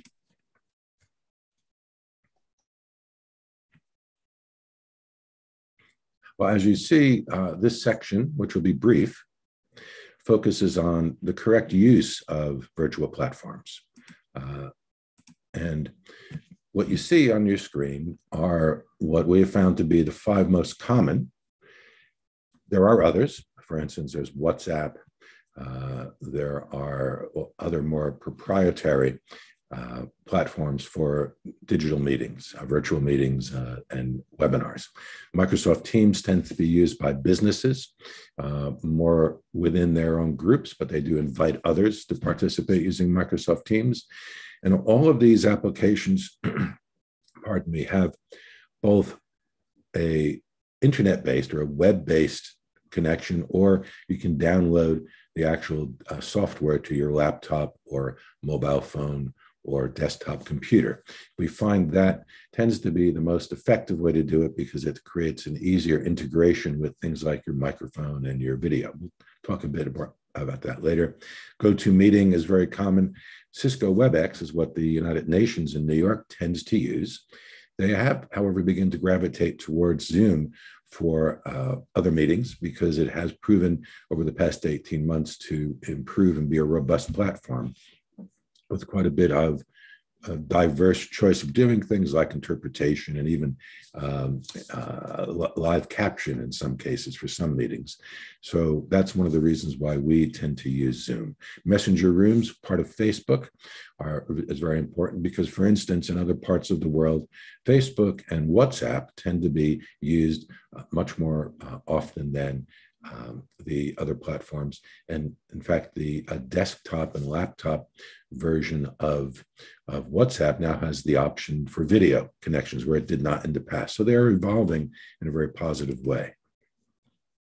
Now, as you can see, there are multiple ways to participate as part of a meeting. And as part of a meeting is when it tends to be a smaller group, perhaps within an organization or an organization meeting with other common groups, and anywhere from 2 to 3 to a dozen people who are invited in, much like being around a table. Everyone's microphone is activated, the videos, if they have them, are activated, and they therefore have the ability to interact with each other as if they were in person. That tends to start to fall down a bit when you have multiple people. And if you don't have it moderated or chaired in an effective way, it becomes a bit of a shouting match and depends. So that's very important to manage those correctly. Now, the other way is, of course, in a webinar where you can be a panelist. So for instance, Felix, Jan Gustaf, and Lyda invited in as panelists. They have full ability to interact, microphone and video. However, the others today are in as participants, where the microphones and videos, as you know, are muted. However, the platform in Zoom and other platforms have the ability to invite in people to speak either with audio or both audio and video, should the event be designed that way, where there's more of an ability to have greater interaction. And that tends to work better with smaller webinars, again, to manage the number of questions and people. Bear in mind, when you are involved in that sort of an event, and when you are invited in, it's important to try to focus on the particular subject, ask a specific question in an ideal world, rather than make a statement per se, because you'll want to be adding to the content of the meeting rather than necessarily just about an issue that's only relevant to yourself. It's important, as mentioned earlier, to focus on what the purpose of the meeting is, and this way you'll have better response from those who are involved with you. Now, watching live stream is the next option.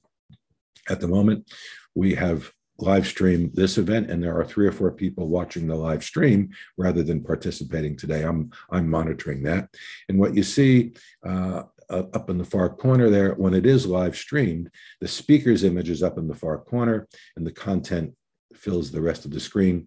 You'll notice as we go through our slides, you might be wondering, why is the far right-hand corner left blank? It's for that very purpose. We found out early on that if you don't leave a space for the video in a live stream, the video then overlaps for sometimes very important information and the audience doesn't see it. Now, we'll talk a bit about getting yourself started and registered and ready to take part. And one of the important things is you'll get an invitation after you've registered for an event, whether it's WebEx or GoToMeetings or Zoom in this case. You'll get an acknowledgement. And this is the top of an acknowledgement that I received from a recent UNDESA webinar. And then further down in the same email, I grabbed a screenshot, you'll see this information is very important because this will be in the email you receive. But if you go down to the middle, and you notice you have the calendar invites here. It's very important to click on the calendar that applies to your platform to save it in your calendar. This way, in all the information, including the link to the webinar, and you can add reminders for yourself. This way, you get a reminder, you open up that calendar invite, the link is right there, you just click it and you join the meeting. If you don't do this, you wind up having to search for an email that may have come weeks earlier or days earlier, and you may not then get into the beginning of the event as you would like to. And then very lastly here down at the very bottom, you'll see a little line that says international numbers. If you're not able to join on a laptop or desktop with video capabilities, you can join just by dialing in a local number on your mobile phone. And that also therefore makes it more affordable for you to take part. So that's something to be mindful of as well. Now, here's a very important thing, and this relates to what we're doing today. You see I'm wearing headphones and I have a professional microphone on my desk. And one of the reasons for doing that is today we have interpreters. And the interpreters, of course, listening very carefully. It's important that what we say is clear. So making sure that you have the correct microphone chosen, you have a good microphone. As far as the headsets, so that there isn't the echo from my speakers through my microphone, which will also not only make it difficult for the participants to hear, but for the interpreters to do the job that the quality that they would like to do. So the first thing to point out is before you get started, you want to click on the little icon on the left where you see the little up arrow where the microphone is and choose the right system. So as you can see here on a desktop computer, I have multiple choices. But before the event began, I made sure that I chose my headphones and then I chose the separate microphone I have rather than the one that's in my webcam, which isn't as such a good quality. Now the same goes for the webcam. I happen to have a webcam which is attached externally to the computer on top of my monitor. In some cases, you'll have a phone or a laptop or even a computer monitor for that matter, where it's an integrated camera and microphone. So it's important that you choose the correct one.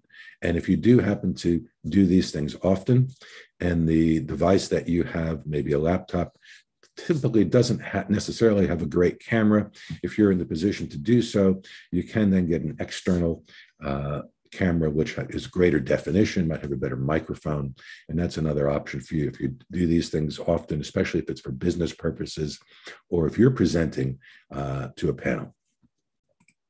And lastly, before we move on to the next subject, there are a number of other options, which you'll see at the bottom of your screen. At the participants box, you click on participants arrow, you'll see everybody who's taking part. It gives you the ability to click on that person and communicate directly with them and also communicate with us. The chat box is another way to do that. But you can do pretty much the same thing with the thing with the chat box and the participant box. In the participant box, you get to see everybody who's there. You can scroll down to a name, go to the little setting that says more, and you can then choose to chat with that person directly. The Q&A, as we said, when asked to put questions in the Q&A rather than the chat, we recommend that, as I mentioned earlier. It's easier for us to monitor questions if they're in one place. We jump between the two, but it's important for you to have your question answered. So ideally, you want to put it in the Q&A box. Chatting is good for sharing information with each other. There's a lot of really useful information in the chat box today. You should be able to see that. You can cut and paste it, save it. And in some cases, you can even save what you can save on your computer, the chat. There is an option, 3 little dots when you open up the chat box, and you click on those 3 little dots, and one of the options should be to save. Now we can do that. I think the participants can do that as well. Sharing screen is important. If you are presenting, as we are today, you want to know how to share your screen, make sure you're familiar with it and that you're ready to go rather than fumbling around at the last minute when you're asked to make a presentation, especially if you're limited to 5 or 10 minutes and you spend a couple minutes trying to get it set up, you will have lost some valuable time. Raising hand is something that we aren't doing today, but when you are in a meeting, that's a very good and effective way. By raising your hand, by clicking on that icon, the moderator will see that you would like to speak. And this way, it helps the moderator focus on specifically to say, Charles has asked a question, let's speak to Charles now, and then move on to the other people whose hands are raised. The record button, if you are involved in a meeting where it's important for your organization to have a recording of it and the host is happy to do that, you just need to ask for permission, and then the host will allow you to record on your computer. Interpretation, very important as it is today, to choose the correct language that helps you easily understand the webinar, and to set it so that the primary voice is muted so that you can readily hear the interpretation into your language. The More button, there are things like you click on the More button, it gives you the option to live stream as we've done today. So that's it. We'll move on. Just a bit of a short Q&A regarding this section. If there are any questions about the technology, we could always cover it in more detail another time. Please feel free to ask. If there isn't, what we'll do is we'll move on to the next subject. So I'll give it just a minute. And at the moment, we don't have any questions specific to this section. There is a question about, there's a statement in the question and answer box which says the accreditation to UNEP takes a minimum of 2 years of operation within a context, and there are small growing initiatives that are crawling to startup, and the operation period have become a barrier. I think that speaks to the fact that there's for an organization to be accredited with UNEP, they do look for an organization to be established in one way or another. Gustav might be able to speak a little bit about that in terms of the time frame for accreditation. But what I would say is the most effective answer to those questions would be with the email address to civil society group that we offered earlier. You can communicate with them directly and get an update on those details.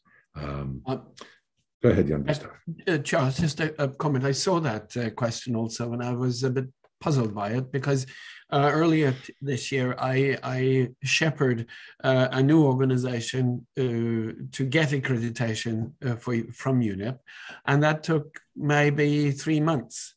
But if you want to have so-called ECOSOC accreditation, which is a general accreditation, which gives you sort of a wider variety of options to participate in the UN, that is a much more meticulous process, and that may last 2 to 3 years. So I'm not sure. I don't think that's what they're saying. I think they're saying that you have to have 2 years of operation as an organization. I mean, yeah, if that's what they say, I was wondering about that. Because I was coming to that, Felix, as you rightly pointed to. Then those things are also specific in the application form you have to use. So thank you for that. Thank you. There is one question about the Zoom platform, and then we can move on to the next section. It's how can I change my background on Zoom to blur? Now, that's by going into the video section. If you notice, you have your little video on the left. If you click the up arrow, there'll be an option to choose the virtual background. Now, I should have mentioned earlier, some older computers don't have a graphics card or a processor that's designed to allow for virtual backgrounds. So if you click on that but aren't given the option to do it, it does mean that you would need a more advanced laptop or computer in order to have the virtual background. But if you do have the option to choose virtual background, you can blur it, you can choose none, or you can upload your own photo. So for instance, you could create, as I've done in PowerPoint, you create a slide that has your logo or other content on it, so that when then you save it as an image, as a JPEG, and then you basically go into the virtual background and choose new photo, and then you can choose that image, and that becomes your background. So it is quite easy to do, but it's very frustrating if you don't have a computer that has that capability. So that being said, I think it's time to move on to the next section, and that is Jan Gustav. So I will sign off, Jan Gustav, and you have the floor. Thank you, Charles. Now we'll go into one of the key decisions that were made during UNEA 5.1, which is the MTS, the medium-term strategy from 2022 to 25. Next slide, please. And we'll later also look at UNEP 50 and Stockholm plus 50, which are the two commemorative processes that will take place next year. So if I have the next slide, we'll go into the details soon of the MTS. As I said, 3 major issues were discussed in UNEA 5.1.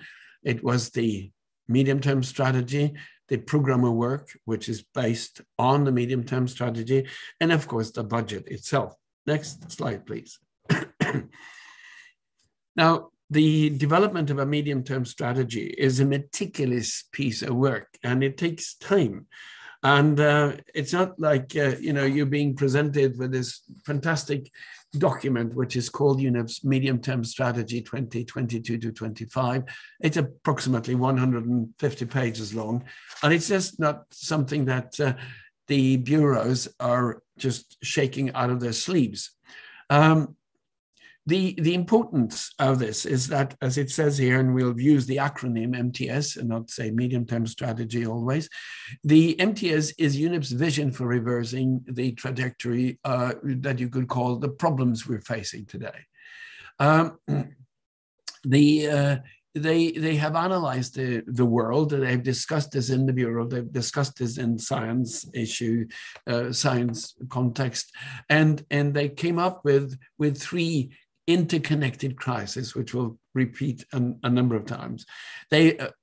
MTS approach on an overarching level, the climate change issue, the biodiversity losses, and pollution. And it's meant to deliver on the promises of the 2030 agenda, and more specifically on the environmental dimension of that agenda. And of course, the MTS also wants to allow UNEP to support countries to deliver on their environmental commitments and under international agreements. Next slide, please.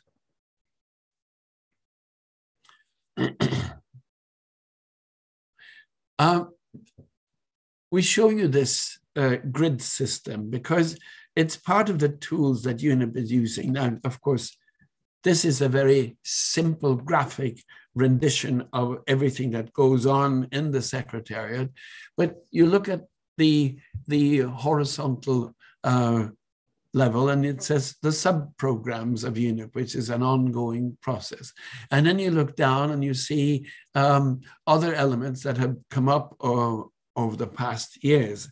And then, of course, they see where are the strong correlations right here.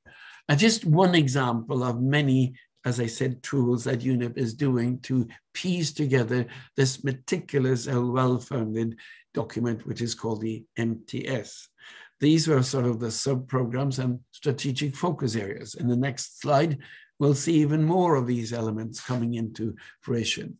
And these are a number of sort of arrows that comes into the picture to fulfill sort of the bigger picture on how all these elements of this MTS puzzle is put together. You have context analysis, strategic focus, visions aligned to the SDGs, which is important. You have outcome maps and a business strategy. And then, of course, they look at the program of works, the biennial plans, which have lasted for years. And they look at the program of work, which is now based upon the MTS. And then, of course, UNEP has a number of so-called project portfolios, which is more specifically geared to the implementation. Detailed activities and initiatives you'll find in this part of the MTS strategy. Next slide, please.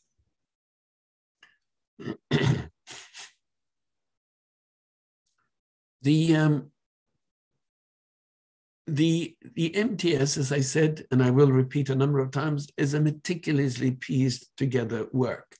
It's UNEP's vision for Agenda 2030 and its contribution to the decade of action. And as the MTS explicitly states, there are 9 strategic approaches in this context. So UNEP will support the integrated and the balanced implementation of the 2030 agenda. They will absolutely strengthen institutional capacity of gender responsive program delivery. This is very, very important. And as you see, point 3, work with many partners to deliver on transformational results. And the transformational issue is important because this is a key element of the 2030 agenda. And this is also something that we want to develop because we cannot be stuck in the development path we have had so far. And under this transformational process, they talk about aligning to UNEP's core mandate areas. You'll find that if you look at the core mandates of UNEP in UNEP's website. Delivery on multiple sustainable development goals. We know that UNEP's role here is to deliver on the environmental elements of this. Demonstration of new or innovative concepts and demonstration of value for money. I would say that delegates have a tendency to say that UNEP must do more with less. And of course, this does not resonate well with me because I think we need to put all the resources we can into climate change issues and safeguarding the environment itself. And environment is more than just climate change. Then on point 4, line of sight and delivery according to the 2030 agenda. Number 5 talks about the institutional support system, and it says make full use of the UN development system, which is something which I would encourage everybody to look into. You find it easily on UN websites. 6 is pursue collective action on environmental sustainability, resilience, and environmental risks across all aspects of the UN Charter. This is where they bring in the Charter itself, and it's worth reading and revisiting. Peace and security plays a role. We've had resolutions talking about environmental consequences of armed conflicts. And human rights and sustainable development will, of course, also be important here. Lyda will come back to this issue when she talks about the 73333. Then South triangular cooperation. the issue of leaving no one behind, the so-called LNOB part of the 2030 agenda. And of course, work with special attention to the Sendai framework for disaster risk reduction. This is another document that I would actually highlight, because with the extreme weather conditions we are having, we see that disaster risk reduction is becoming more and more important to us. And as I said, there are the 3 planetary crises, which is sort of the overarching element of the MTS. We now talk about climate stability, and of course, this is where UNEP will take cognizance of everything that came out of the Glasgow COP. Living in harmony with nature, where humanity prospers in harmony with nature. We'll come back to that a little bit when we talk about the title of this UNEA. And of course, a pollution-free planet where pollution is prevented and controlled. And another very key issue of the MTS. And next slide, please.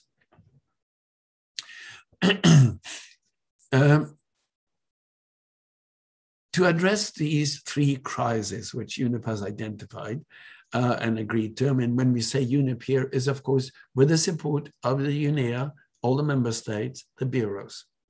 So it's not the Secretariat, but we have now a support, because this was discussed and negotiated at UNEA 5.1.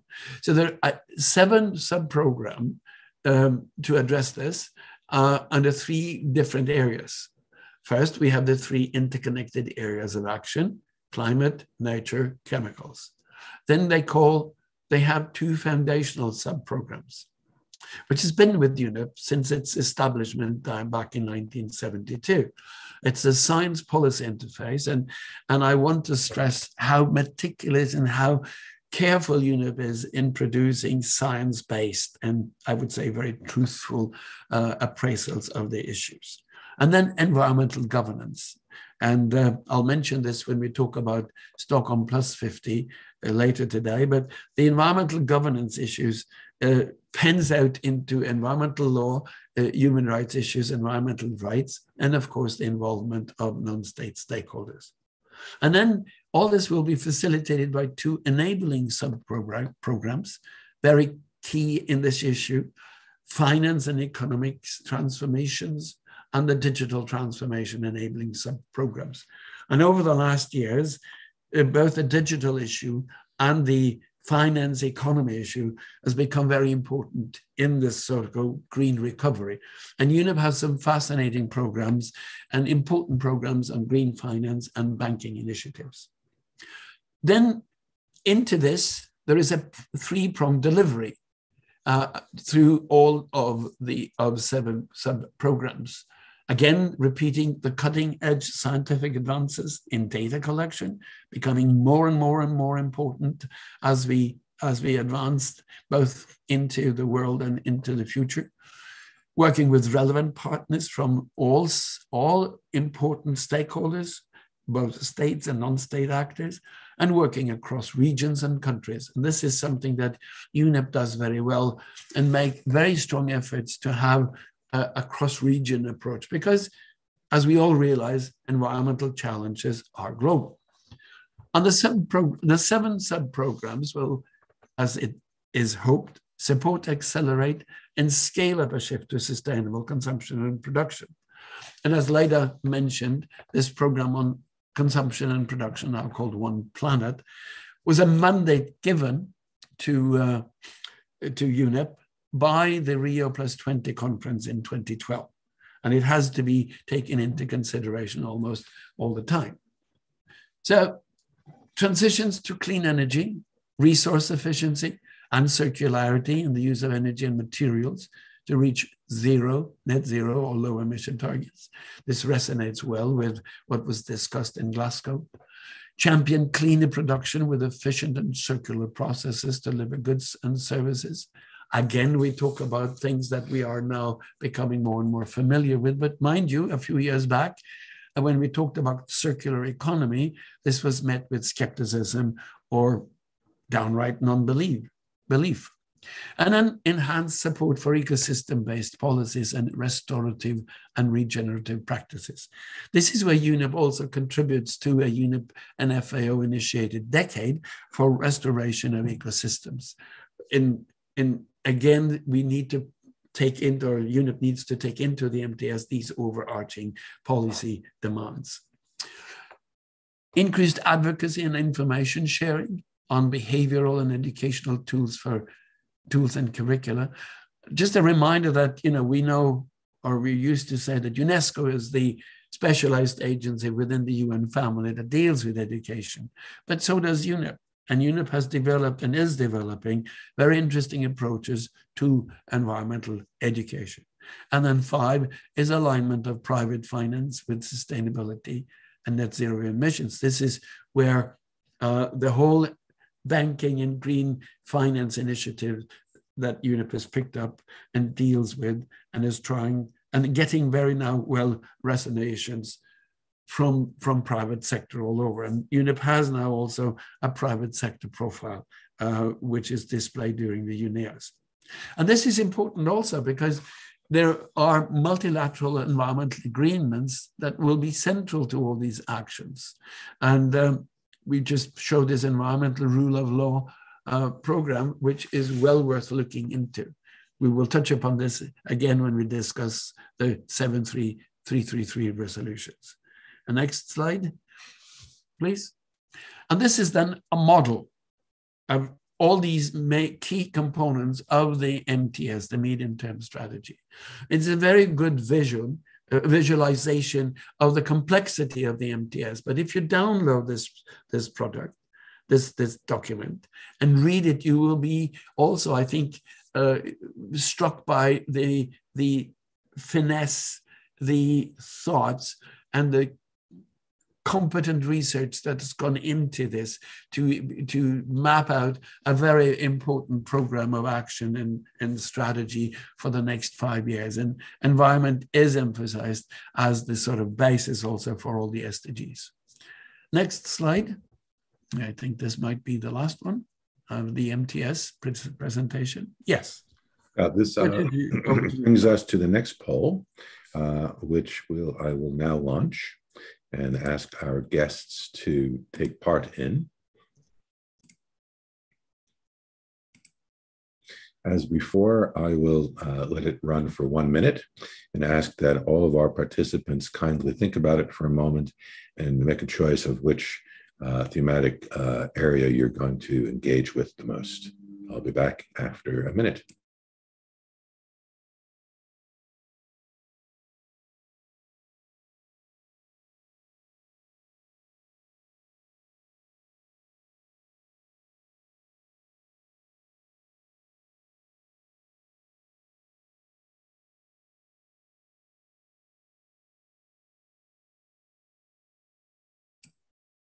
We're just a little over halfway through our 1 minute, and we have a little over 50% participation. So if more of you could please take a moment to jump in, we'd appreciate that.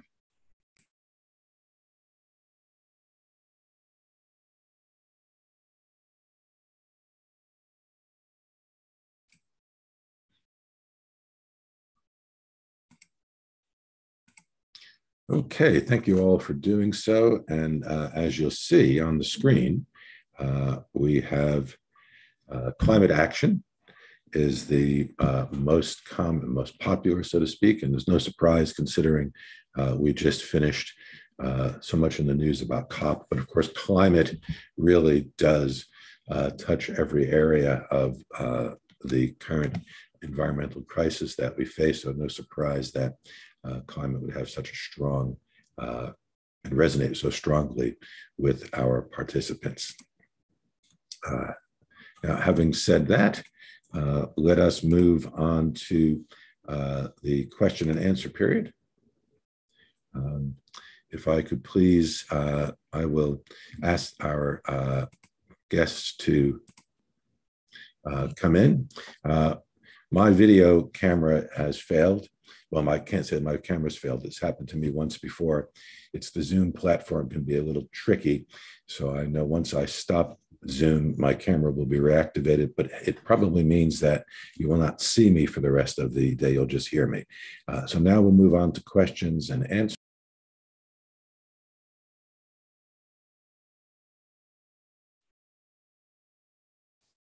Moving on to the questions.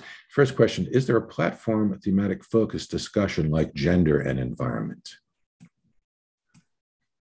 Well, I know Lida can address this as well, but you know, the women's major group do bring up these issues sometimes in side events and sometimes special sessions in the green tent, which is available to all stakeholders participating in the UNEAs. This is also an important program, and I think I would refrain from commenting on it because I think Lida knows more about this. Well, that's not really the case. Just to say that gender is not only about women, it's really about gender, and male is also gender. But that's that aside. No, I don't know, but I think that the major group women will indeed know much more about it. And I'm not participating, even if I'm a woman in the major group women, because I'm participating in the NGO major group. Thank you, Lida. There's another, well, I'm not quite sure how to answer this. It will be better for UNEP to protect the accredited stakeholders at national levels. I'm not quite sure I understand that question. Any thoughts on that? Well, this is something that always comes up because unfortunately, what we've seen over the past 15 years is that being a civil society organization working in some countries is becoming invariably more and more difficult. And we have the worst cases in the so-called environmental defenders organizations that go out not only on a limb, but for fear of life to protect the environment. And as we know, unfortunately, lots of these environmental defenders are being murdered by gangs that are opposed to their work. And unfortunately, you know, the UN has a way of dealing with this, but only in so many ways that they can criticize it and they can reprimand verbally, but it's impossible for the UN to enter into a country and protect physically. This is all the issue of sovereignty, and this is emphatically and importantly stated in the Charter of the UN, that the UN doesn't actually have any authority over internal issues. Unless the country invites the UN to come into its own geographical area and national area, the UN cannot do so. So this is very, very, very difficult. On the other hand, civil society and major groups and non-state stakeholders at these assemblies that the UN is organizing can, of course, raise the issue every time and then point to what is happening to civil society and non-state stakeholders working in difficult contexts. Thank you, Jan Gustav. If I can add on that, because there is now, I mean, a few years already, an environmental defenders policy in the making. That's because of David Boyd. He was a special rapporteur for human rights and environment. And they are really working on that. And that gives also, let's say, the way of protecting environmental defenders and in an anonymous way. And there is a memorandum of understanding with the Human Rights Council to really try to protect environmental defenders indeed. So that's good news, let's say. But it's in the making. So I don't think it's already totally functioning. Thank you, Lida. If it's okay, there's a question in the chat box, which is perhaps best for Jan Gustav. Please, how can we get accredited for Stockholm Plus 50? Jan Gustav will be speaking about Stockholm Plus 50 in the final module, but Jan Gustav, can you shed any light on that now? Yes, very quickly, because I'll come back to that. But first of all, the registration date is, of course, not there yet. That will be sometime, I guess, after Easter next year.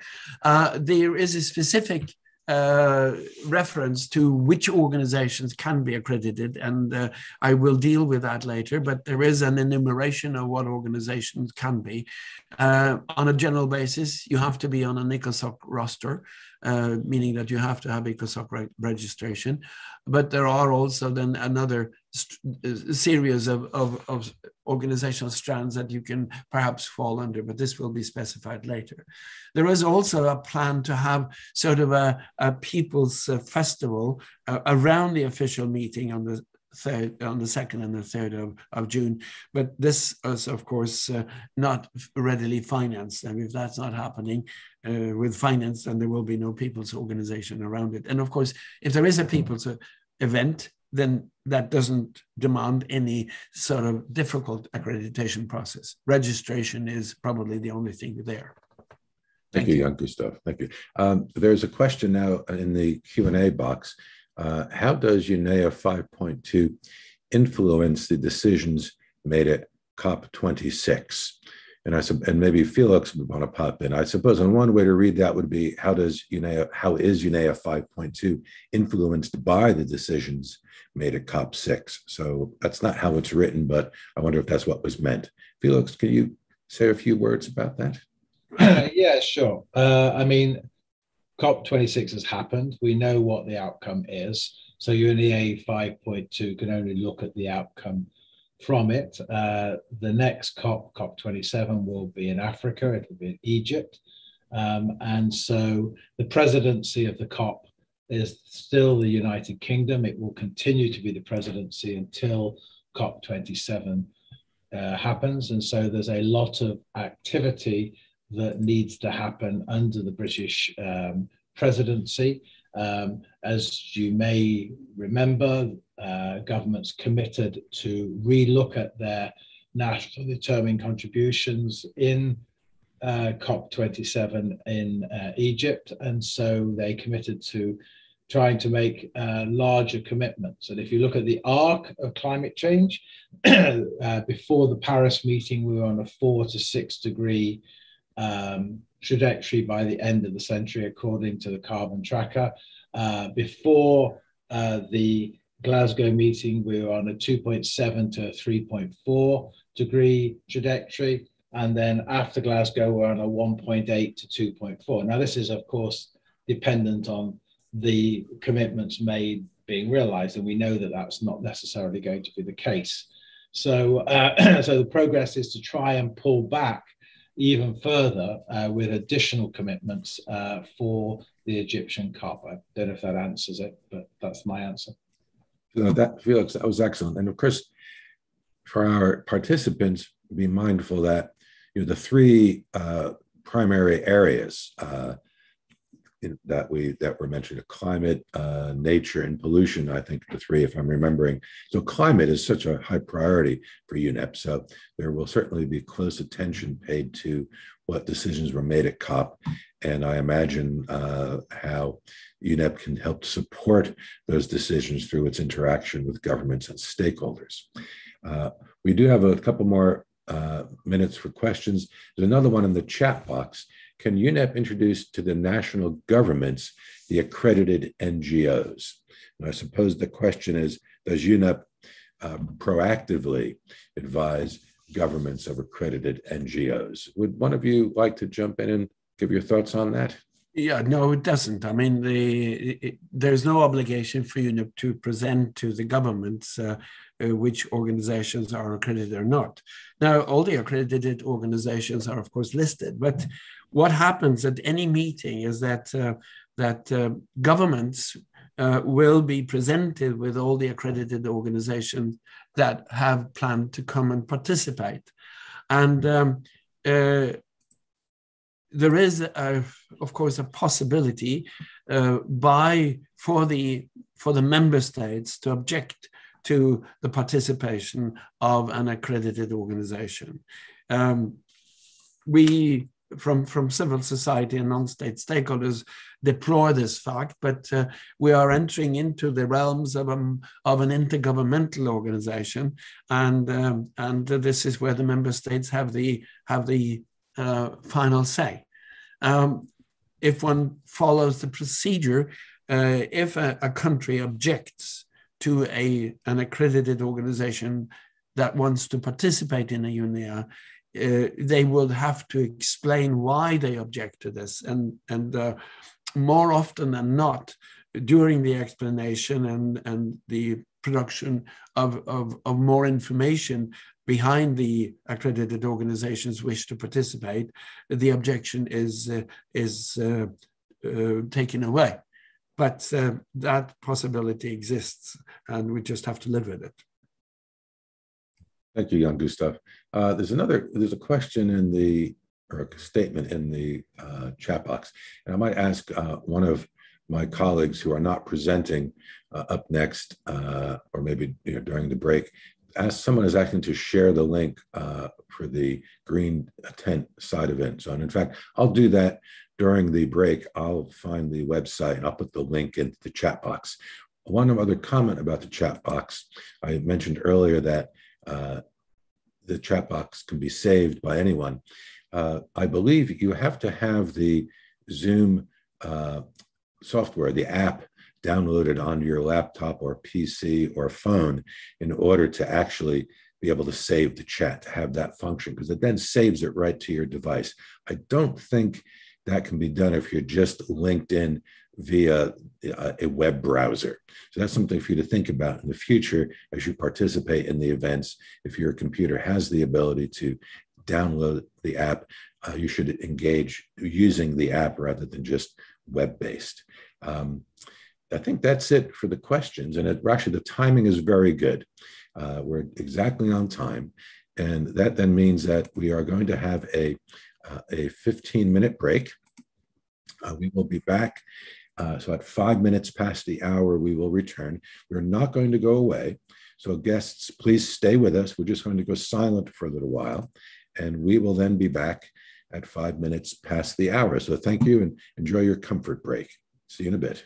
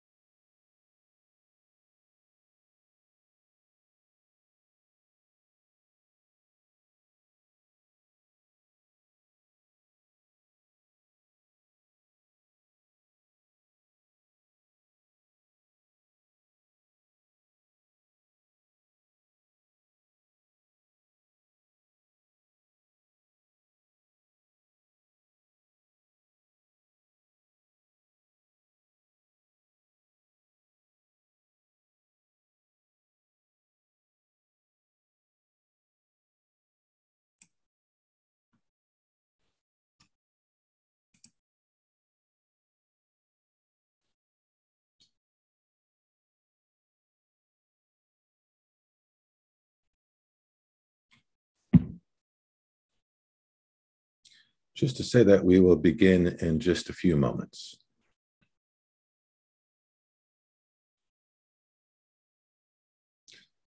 Hello, everyone. Welcome back. It is 5 minutes past the hour. I hope you had a nice break. We will now proceed with the second set of modules and presentations. The first presentation in this section will be given by our colleague Lyda Reinhout, who has just returned from Nairobi, where she attended meetings that were very relevant to General Assembly Resolution 72277 and 73333. So Lyda, hoping that you are back with us, I will ask you to activate your camera and microphone. There you are. And thank you so much.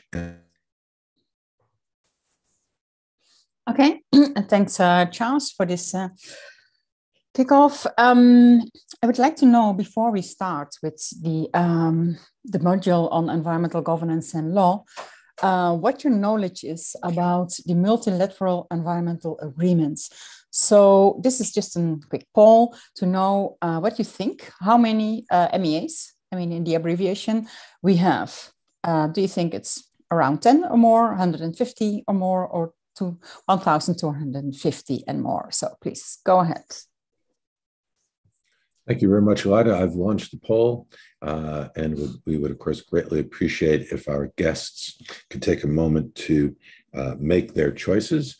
I'll be quiet for a few moments until about 1 minute has passed.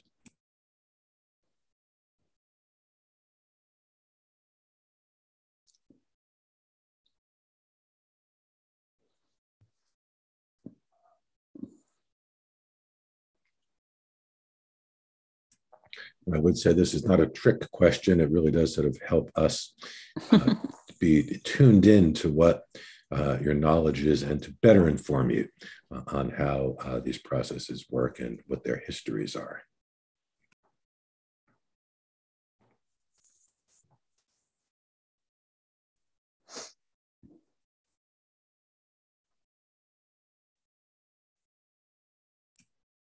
We've had not quite half of our guests participating. So if I can ask a few more of you to jump in and choose that, I'll give it another 10 seconds.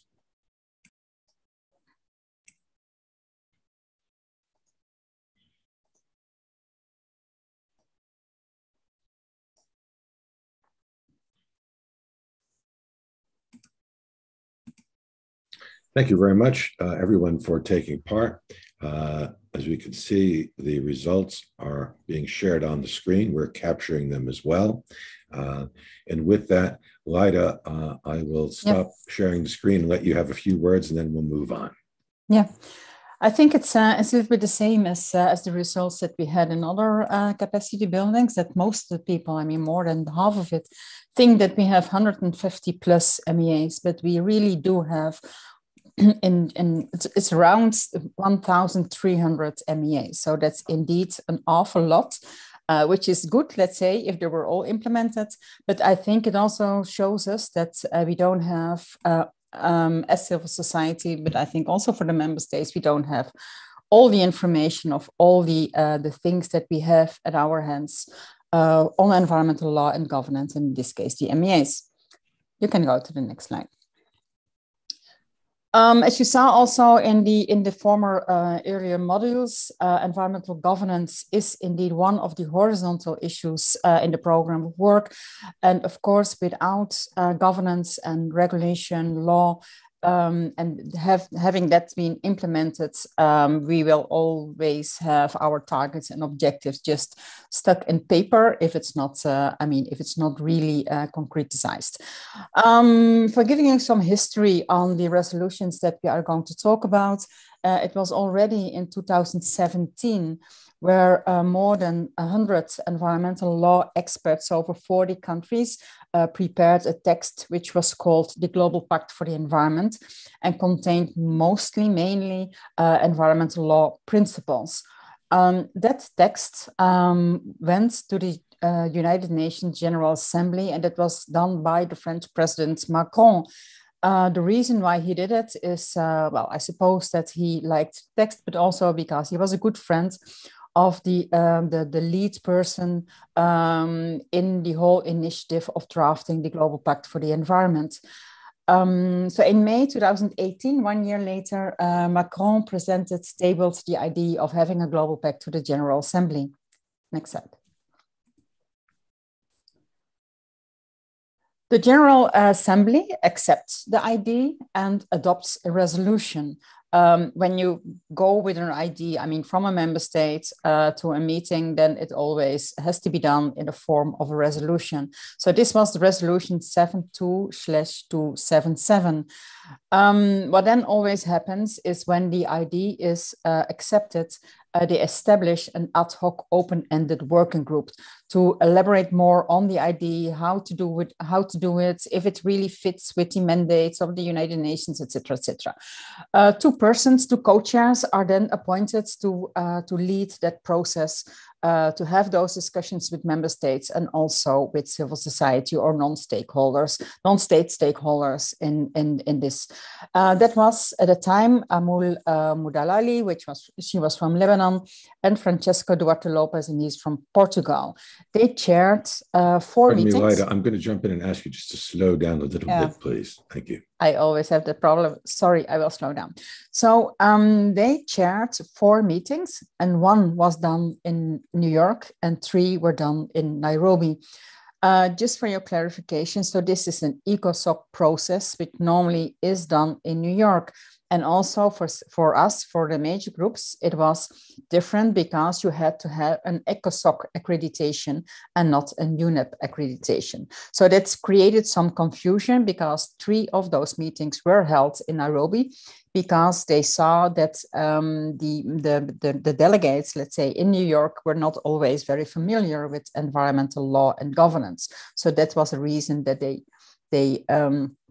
they moved the meetings to Nairobi, but then we had the problem that the non-state stakeholders that would participate in this, would like to participate in this meeting, were ECOSOC accredited and not UNEP accredited. Anyhow, so we solved the whole problem. I mean, it was kind of a lot of administration, but we did it.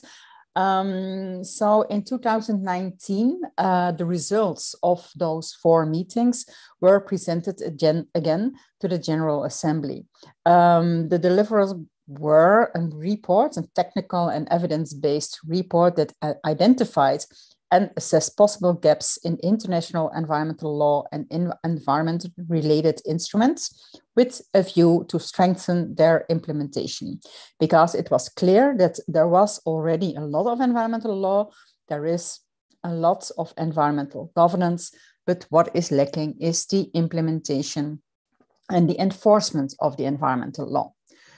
There was a lot of NGO participation, and I think member states were quite happy with that because, as always, member state delegates, they are not experts in everything. That's just impossible. So that's why I think they were quite happy that from the civil society, from the major groups, we really brought environmental lawyers and even judges into the process, which was, of course, very helpful. Next slide.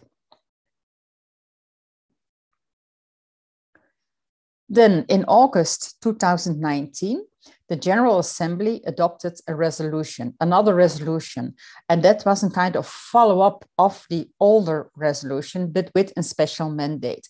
That resolution is called 73/333, but I will just call it the resolution because the name of the resolution is quite difficult to say every time. The Assembly welcomed all the work of the ad hoc open-ended working group that we did with the former resolution and endorsed all its recommendations. Next slide. This resolution gave the mandate to UNEP to have a political declaration on strengthening environmental governance and law. So this is now a UNEA process, a UNEP process, which is now indeed the whole process is established in Nairobi and also within the structures of UNEP. and the UNEA. So the members of the Bureau are jointly agreeing on doing this, and they appointed 2 co-chairs, which is Mrs. Sakla Seda from Pakistan and Adu Lomus from Estonia. Those are the 2 that are indeed leading the whole process. In the time that we could not negotiate on the text because of COVID, they organized, I think, 3 or 4 webinars, expert webinars, in having a more in-depth discussion on what it is about, what should be the consequences if we go for this or we go for something else. So I think that was quite helpful also. As I said, the member states delegates were not all experts in this issue. And I think it was very helpful to have those webinars as well, instead of only negotiating on a text. I think that was useful to do. Next slide.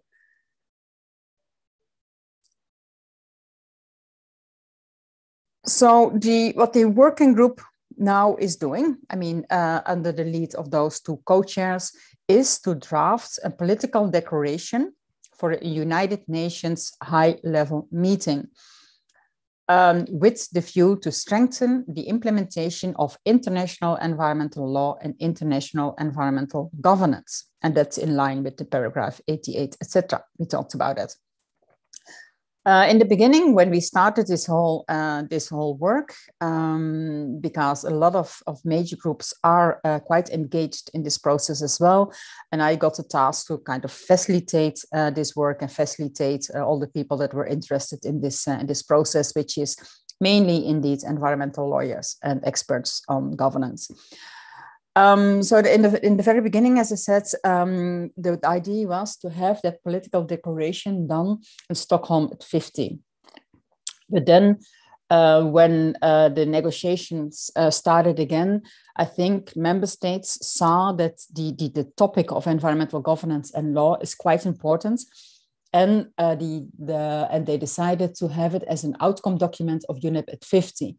The outcome document of Stockholm plus 50 at 50 is more a kind of summary of the discussions, which is, of course, interesting to know. But for this topic, it is better to have a ministerial outcome where ministers and member states commit to a follow-up on this declaration. Next slide. So it is now decided that that political declaration will be presented at UNEP at 50 and be seen as a negotiated ministerial outcome document. And in the whole political declaration, there are many points. I mean, there are 18, I think, 18 points. And one of the most important ones are, and that we discussed also in the meeting last week where I was in Nairobi, is about, of course, it starts with the whole list of recognizing a lot of things. And now the new thing is that recognizing the newly acknowledged human rights on an environmental, of having a safe and healthy environment is, of course, integrated now in the text and will be quite important as well. Another point that was discussed a lot was about the monitoring schemes and reviews on the progress made by member states on environmental governance and law. As I said, it is very easy to have joint agreements on what should be done, what has to be done. But then, of course, the most important thing is about the implementation and the enforcement of the things that the ministers committed to do. Another very difficult point is about the coordination of the MEAs. Not only because we have so many MEAs, but also because the secretariats, the headquarters of those MEAs are all over the place. They're not all in Nairobi. So that means that they have a kind of they're getting their own life on its own. They also have their own review mechanisms or assessments. So it is indeed quite a challenge to have a better coordination on these MEAs. Another issue, of course, that was discussed a lot was how to support the developing countries in this issue. We have the Montevideo program, which is the program that is about exchange and transfer of experience and knowledge, etc., but also on funding.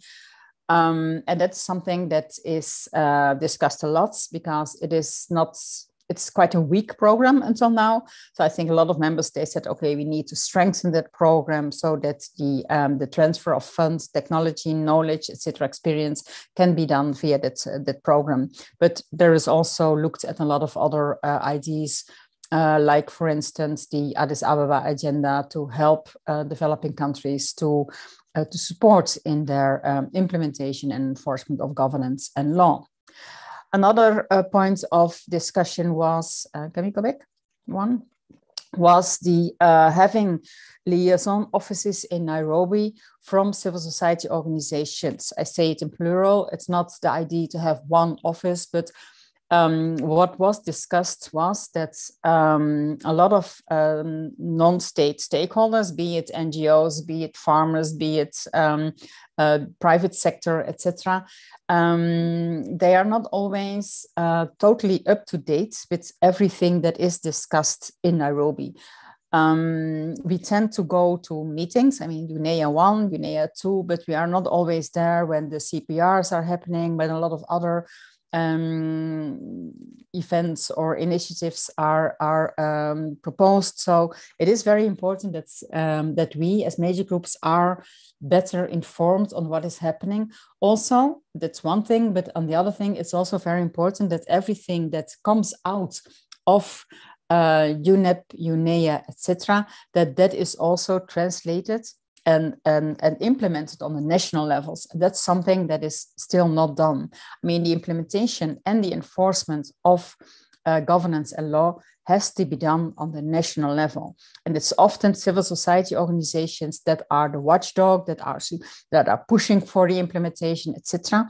So, and for that, of course, they need to know what is going on in Nairobi to really do their job. So that's why member states are now seeing the added value of having liaison offices in Nairobi to support and to implement the work that UNEP and UNEA is doing. The next slide, please.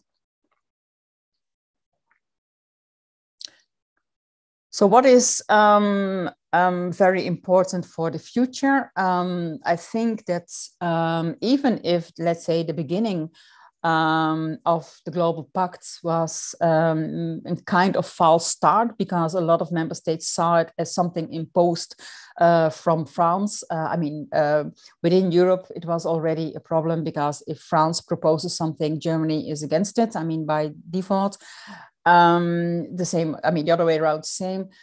For developing countries, it was something that came from the north, and then they were also not very happy with that.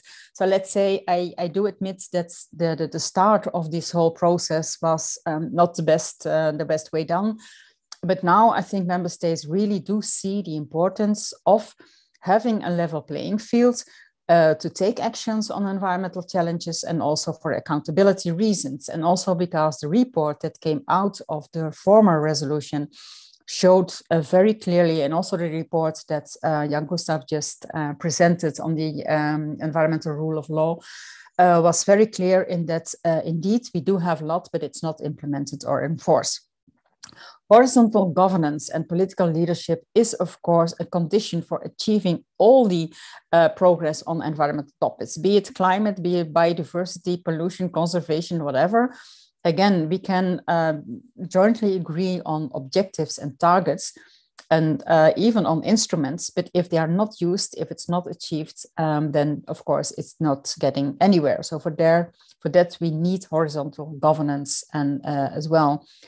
Another problem that was detected mostly also in the webinars that they organized and also in the conference that we, together with a lot of others, I mean, we, then I say stakeholder forum with others, the conference that was called Stockholm +49, was that a lot of people agreed on the fact that the legal systems are not ready for protecting the ecosystems. I mean, collective goods, the commons, whatever name you want to give on it.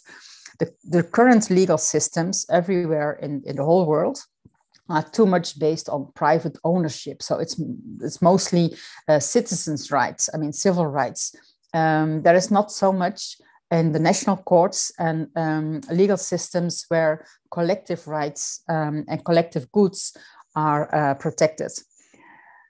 So that's something that will need also a lot of work and study and research, and mostly rethinking the current legal systems. Another thing which is new, I already mentioned, is to concretize the recently acknowledged human rights for a clean and healthy and sustainable environment. And that is done in the Human Rights Council. This will have impact also on existing environmental law, like the MEAs. They will be framed also in this human rights. Also on the national levels, it will have impact because you have a lot of countries that have in their constitutions that they do respect the human rights. That means now that they will also have to respect and do respect the human right for a clean and healthy and sustainable environment. So that will change something that will have impact also in other other domains. Next one. And I think that's already the question and answers. Yes. Thank you. Lida, thank you so much for that. And Jan Gustav and Felix, you are welcome to pop in as well for this Q&A session. I'm looking at there are no open questions at the moment in the Q&A box. So I will encourage our participants to think about any questions you might have for Lida. I see that Felix has put something helpful in the chat box. What I would say just before, here we go. There's a statement and comment. I'll read it. Trust, and lack of trust in Africa is not a handicap for effective engagement from civil society organizations, with a question mark. Okay. If you can take a look at the Q&A box, panelists, and think about how you might respond to that. To be very honest, I do not really get the question. Maybe I would ask our guest to think about rephrasing the question so that we can answer. In the meantime, while that's happening, yeah, I just want to react on what Felix just put in the chat, because I think that is really a little bit outdated, that information, because there is no pact anymore, any critics. So, I mean, that's already off the table, the global pact. So are really now talking with the new resolution about strengthening environmental law and governance. And I don't think there is any member state against that. Okay, thank you, Lida. Felix, I see you jumped in. Do you want to say something? Well, just that as she was talking about the history, I thought it was important to put down what the criticisms at the beginning were, to understand also how we ended up where we got to. So there was virtually no government support from the major governments originally on the pact. And then due to exactly what Lida said, the consultation process, they ended up with something which isn't what the French president initially wanted. They ended up with a conversation about increasing or helping to build better environmental law. And it does fit in with the medium-term strategy, because you now have three major themes. You have a theme on chemicals. We have a super COP. We've clustered chemicals. Not finished it. Mercury still needs to be clustered into there, and possibly plastics if we get one. The biodiversity cluster was meant to become a cluster, just it didn't manage to get that far, but we're now in a situation with money from the Swiss that the Biodiversity Committee is now, of all the biodiversity conventions, has been brought together, and then looking at a version of what their equivalent of a cluster would be. And then you could imagine that the climate, the UNFCCC and the Vienna and Montreal protocol on ozone depleting chemicals could become a third cluster, maybe post 23 or 24. And then it goes to what Jan Gustav talked about the possibility of a UN Environment Organization. When that was first tabled, there was no idea really what that would look like. The issue around environmental law is absolutely crucial to that. But one could imagine by 2030, 3 major clusters, so that you could argue that UNEP should find itself in the center with the science bodies, the IPCC, the one to be suggested on chemicals, and the one on biodiversity, that one could strengthen UNEP into a specialized agency. And I personally think that will be a good thing to be aiming for by 2030. Charles, if I may just quickly also ask Lena, you know, there, in all likelihood, the special session, which we will talk about a little bit in a little while, may decide on this 73333, as the proposal is to have it as a part of the outcome document. What happens after that? Are there any plans to sort of follow up on this? Will it be possible to revisit this issue in Stockholm? And what does the future look like for this initiative? Yeah.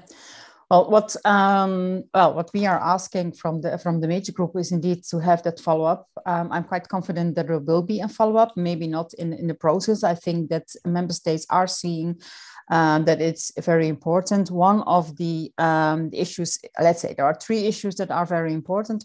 First of all is the review process. So there is a question to UNEP, to the executive director. I mean, that's now part of the political declaration, that she starts a kind of research on what kind of review mechanism would be available or interesting for measuring the progress on the implementation and the enforcement.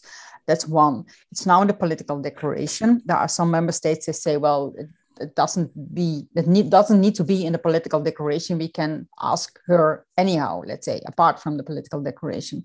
So I think that's something that will be followed up by UNEP anyhow.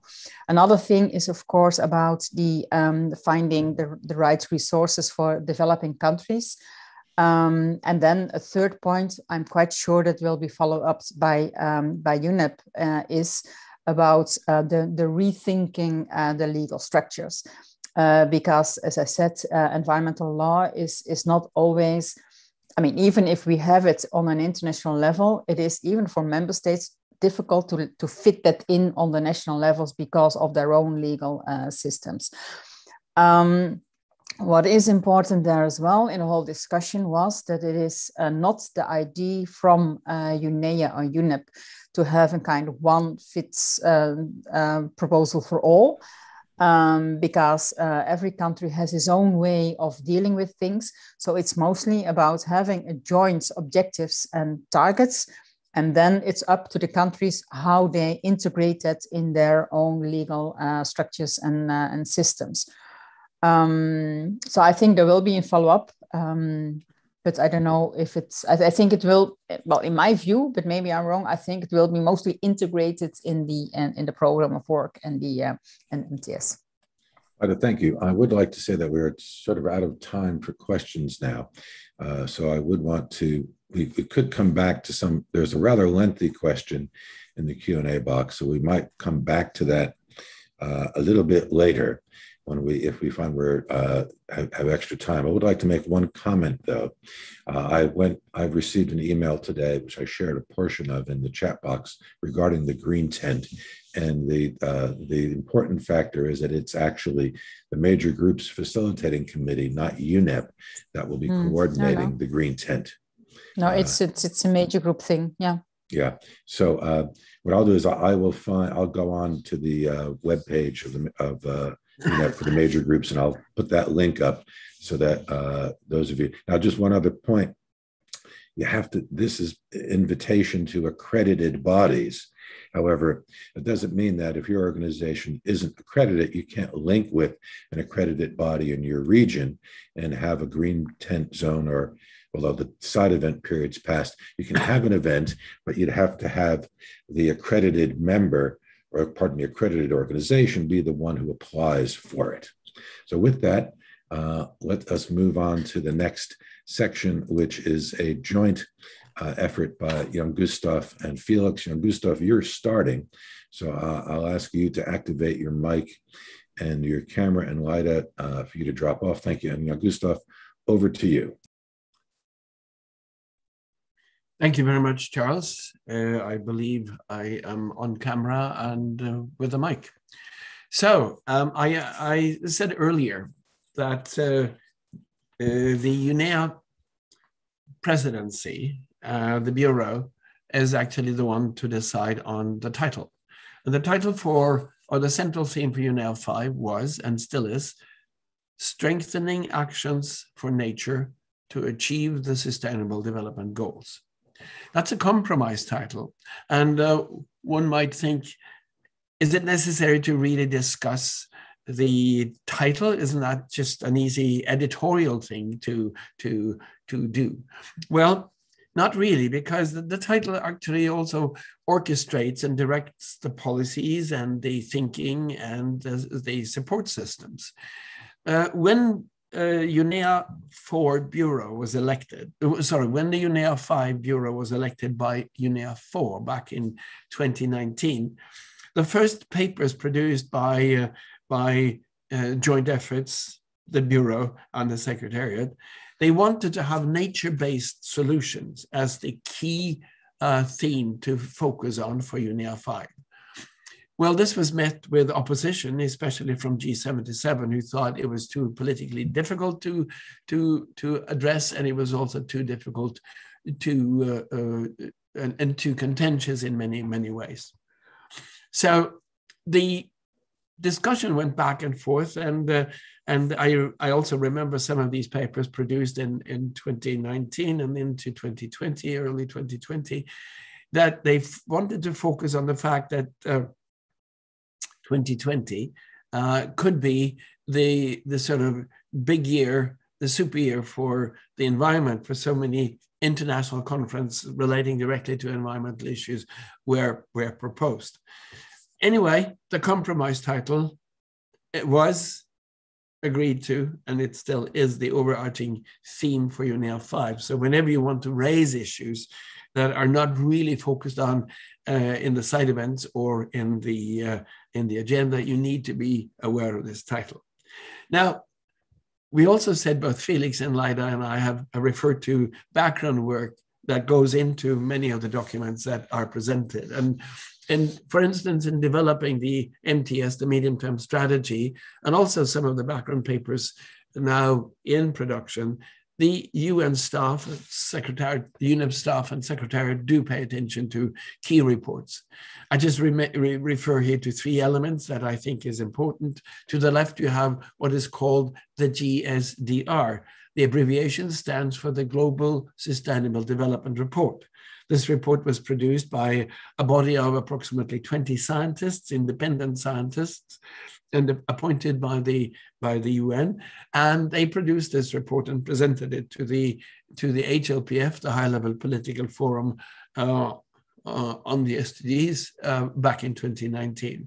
It's a well-researched and well-thought-through report with many challenges. So if you haven't downloaded it for free and read it, I advise you to do so. And of course, we have time and again referred to in our presentation the SDGs and the 2030 Agenda. That is an underlying and overarching issue. For UNEP, the focus will be always on the environmental elements. And then the IPBES, that Felix referred to a couple of times, on biodiversity. And back in 2019, the IPBES report actually pointed to the loss of species. And I think that shook the world, at least some of it, that pay attention to these. And that these reports are also underlying the challenges, and they also stimulate the Secretariat to work on this. So when we get to the medium-term strategy, which was, as I said earlier, endorsed by UNEA 5.1, it is not something that is suddenly taken out of hot air and put down on paper. It is, as I've repeatedly said, a meticulously put together, a well-researched document. And just to repeat quickly, because it has also bearings on what's happening in UNEA 5.2, the MTS was endorsed at UNEA 5.1. It endorsed the management of trust funds and impact contributions and agreed to convene a resumed, hopefully then an in-person UNEA 5.2 on the February 28th into March 1 and March 2. Next slide, please. Now, the in-person meeting has now been reduced to or developed into a hybrid meeting. At least this is what it's hoped for, with some people present and some online. But the importance of the decisions made at UNEA 5.1, the three key decisions on the MTS, on the resumed UNEA 5.2, and on the budget, allowed UNEP to continue its work with fulfilling its mandate and strengthening the environmental dimension of the 2030 agenda, which is sort of an overarching challenge for the entire UN system. And of course, UNEP needed that mandate. It couldn't just stop functioning just because we had a pandemic that made life difficult for everybody. So it allowed UNEP to continue with the budget, to pay its staff, to continue its operations, and to focus and develop issues around, for instance, as Felix will be dealing with later, the plastics issue. Can I have the next slide, please?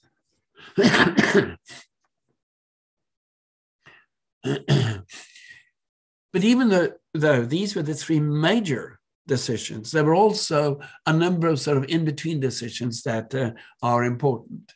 In UNEA 5.1 endorsed a statement entitled "Looking Ahead to the Resumed UNEA in 2022," a report which is being produced and well worth reading because it tries to make the continuation, the formal continuation that we talked about earlier between UNEA 5.1 and UNEA 5.2.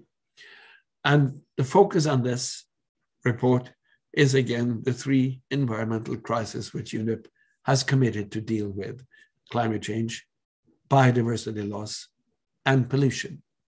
And as you also said earlier, UNEA 5.1 launched the commemoration of the 50th anniversary of the creation of UNEP by the 1972 UN Conference on the Human Environment, which was held in Stockholm. We'll come back to that in a little while.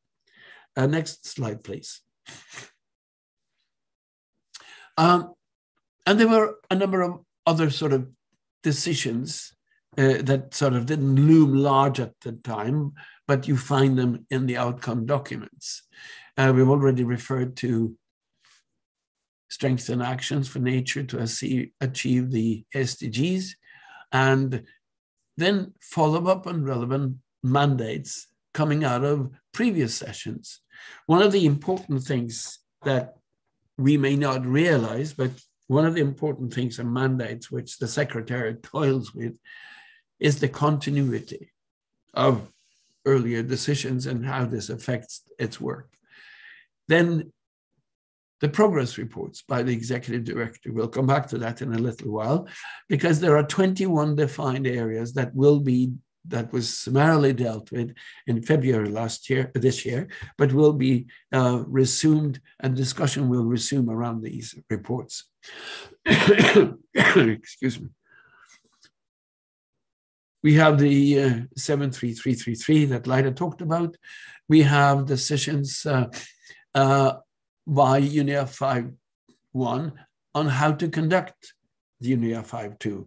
It says plenary meetings, a sessional committee of the whole, a high-level segment, and leadership dialogues.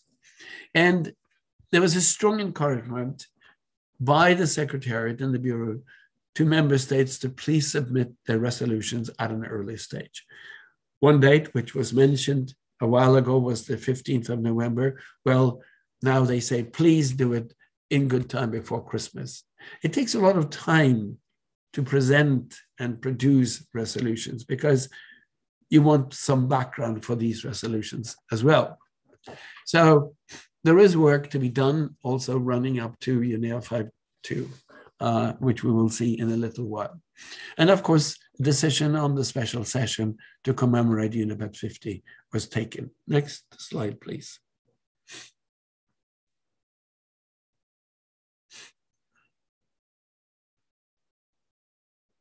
Now, the leadership dialogues initiated a little while back are interesting read because this is where the key people in the governments of the member states, key people with a responsibility for the environment. Often the environment ministers participated. And it's a rich discussion on how these ministers of environment look at the environmental challenges. And it's well worth reading. Now, there is a very good summary produced by ENB, the Earth Negotiations Bulletin, run by IISD, which Felix referred to earlier. And of course, UNEP has itself produced a lengthy report. Some of the ideas that were discussed and raised by these ministers were that nature health and human health are inextricably linked. Nature is interlinked with climate and the pollution crisis, that the COVID-19 pandemic represents a threat and an opportunity, that green recovery should put us on a path towards a low carbon sustainable world, must address the needs of the poorest. And almost every minister who participated, and there were something like 180 participants in the dialogue sessions, pointed to the fact that UNEP is the preeminent organization within the UN family that deals with the environment. Not with climate, not with biodiversity, but that deals with the environment, and these elements are part and parcel of this organization's work. And I also said multilateralism has never been more important, since the environmental crisis knows no boundaries and must be solved by cooperation. And next slide, please. And one final comment, which I like to make on the presentation by these ministers in the dialogue session, was that they all said, we've paid our dues and we had respected the financial commitments we've made to UNEP, which must be a very comforting thing to hear by people employed by the organization. Now, the 21 thematic reports, they will be returned to, and the themes are important because they will also set the tone of many a discussion in UNEA 5.2. And just to repeat them, there are innovative pathways to achieve sustainable consumption and production. We come back to the One Planet issue and the mandate given UNEP by Rio 20 in 2012. Solutions for curbing food loss and waste, collaborating with FAO. Environmental challenges through business practices has become very important, and the business communities also actually ask for this discussion. Sustainable infrastructure, marine litter and microplastics, which Felix will return to in detail, sound management of chemicals and waste, biodiversity and land degradation, sustainable rangeland and pastoralism, and the promotion of gender equality, of course, human rights, empowerment of women and girls in environmental governance, the poverty environment nexus, mineral resource governance. Can I have the next slide? Mineral resource governance is something that we will see being paid more and more attention to as we progress into the future, not the least because of all the many plans by private sector companies to mine the ocean bed. Not a very easy thing to do and quite risky environmentally in the context of the ocean environment. Discussions on adequate funding to support the implementation of the 5th Program for Development and Periodic Review of Environmental Law. Ida talked a little bit about that, but this is important. Then the Environment Assembly Monitoring and Reporting Portals and the Global Environment Outlook, one of the eminent publications that UNEP produce on a regular basis, alerting people to what may come up as a challenge and an emerging environmental issue, and very good overview of environmental challenges. So I do recommend this document to everybody, and it is always, as is the case with UNEP, based on solid science. Now, will we see an ambitious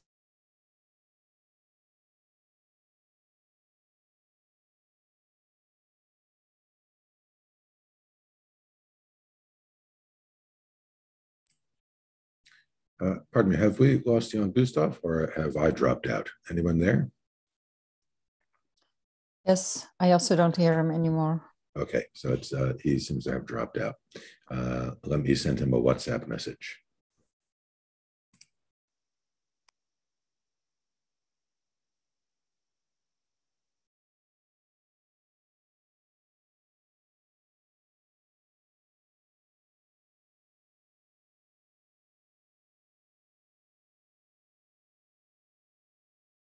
Pardon us while we get young Gustav back. It looks like he's dropped out. He's probably going to just come back in, would be my guess. So just please bear with us. His internet connection might have gone down.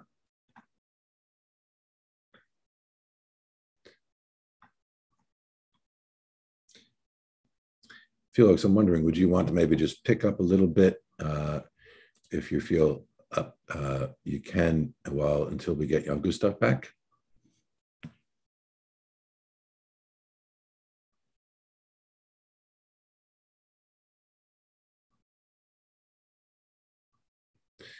Felix, are you with us? No, I was taking a sleep. Felix, young Gustav seems to have dropped out. Do you feel, would you be able to just sort of work your way through these slides a little bit until he comes back? Move on to the next slide. Thank you. So the approach that that UNEP is taking for the work it's doing is to accelerate progress of key initiatives. So moving from commitments to actions. It's important to mostly appreciate that UNEP isn't an implementing agency at all country level. They have implementing actions in some countries through projects, but they're not like FAO, they're not like the World Health Organization. They don't have a country presence. So there's a slight difference. They're more of a place where you agree policy and then maybe you help strengthen government's ability to deliver that. They're looking to work around the kind of three themes that they've identified in pollution, biodiversity, and climate.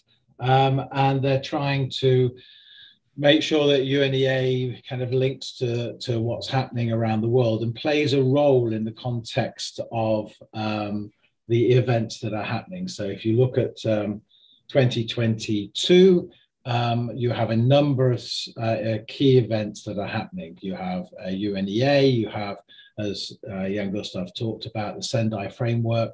They're meeting to prepare for the Sendai review in 23 is in May in Bali. You have the UNFCCC prep meeting in June. I think in May you have the CBD second meeting, and then you have the COP later in the year. And that all is about many of the same things. So it's important to use these as building blocks, and also to promote, as they're doing, a more digital link so that everyone in the world can benefit from these kinds of interlinkages, particularly if we're dealing with hybrid events. Next slide.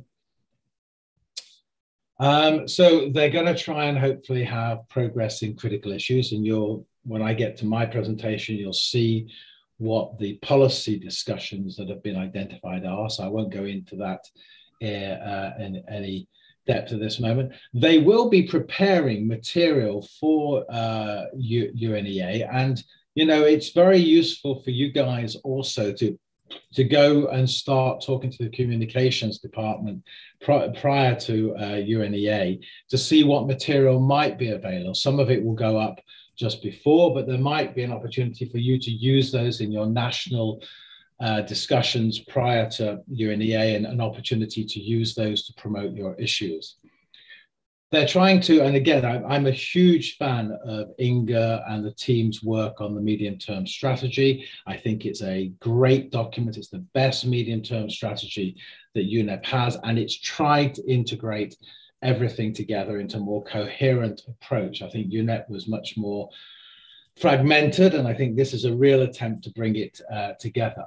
And of course, they want to get a high level of engagement from governments, whether it's in person or whether it's hybrid. We will find out before Christmas, I think, a number that we will be given on how many stakeholders will be able to attend. I think Kenya's at about 10% vaccination, and the UN, it won't be UNEP who will decide this, it'll be the UN office in Nairobi who will set a number. And so we may have to do some discussions among stakeholders on who will be prioritized to go to that event. Next slide.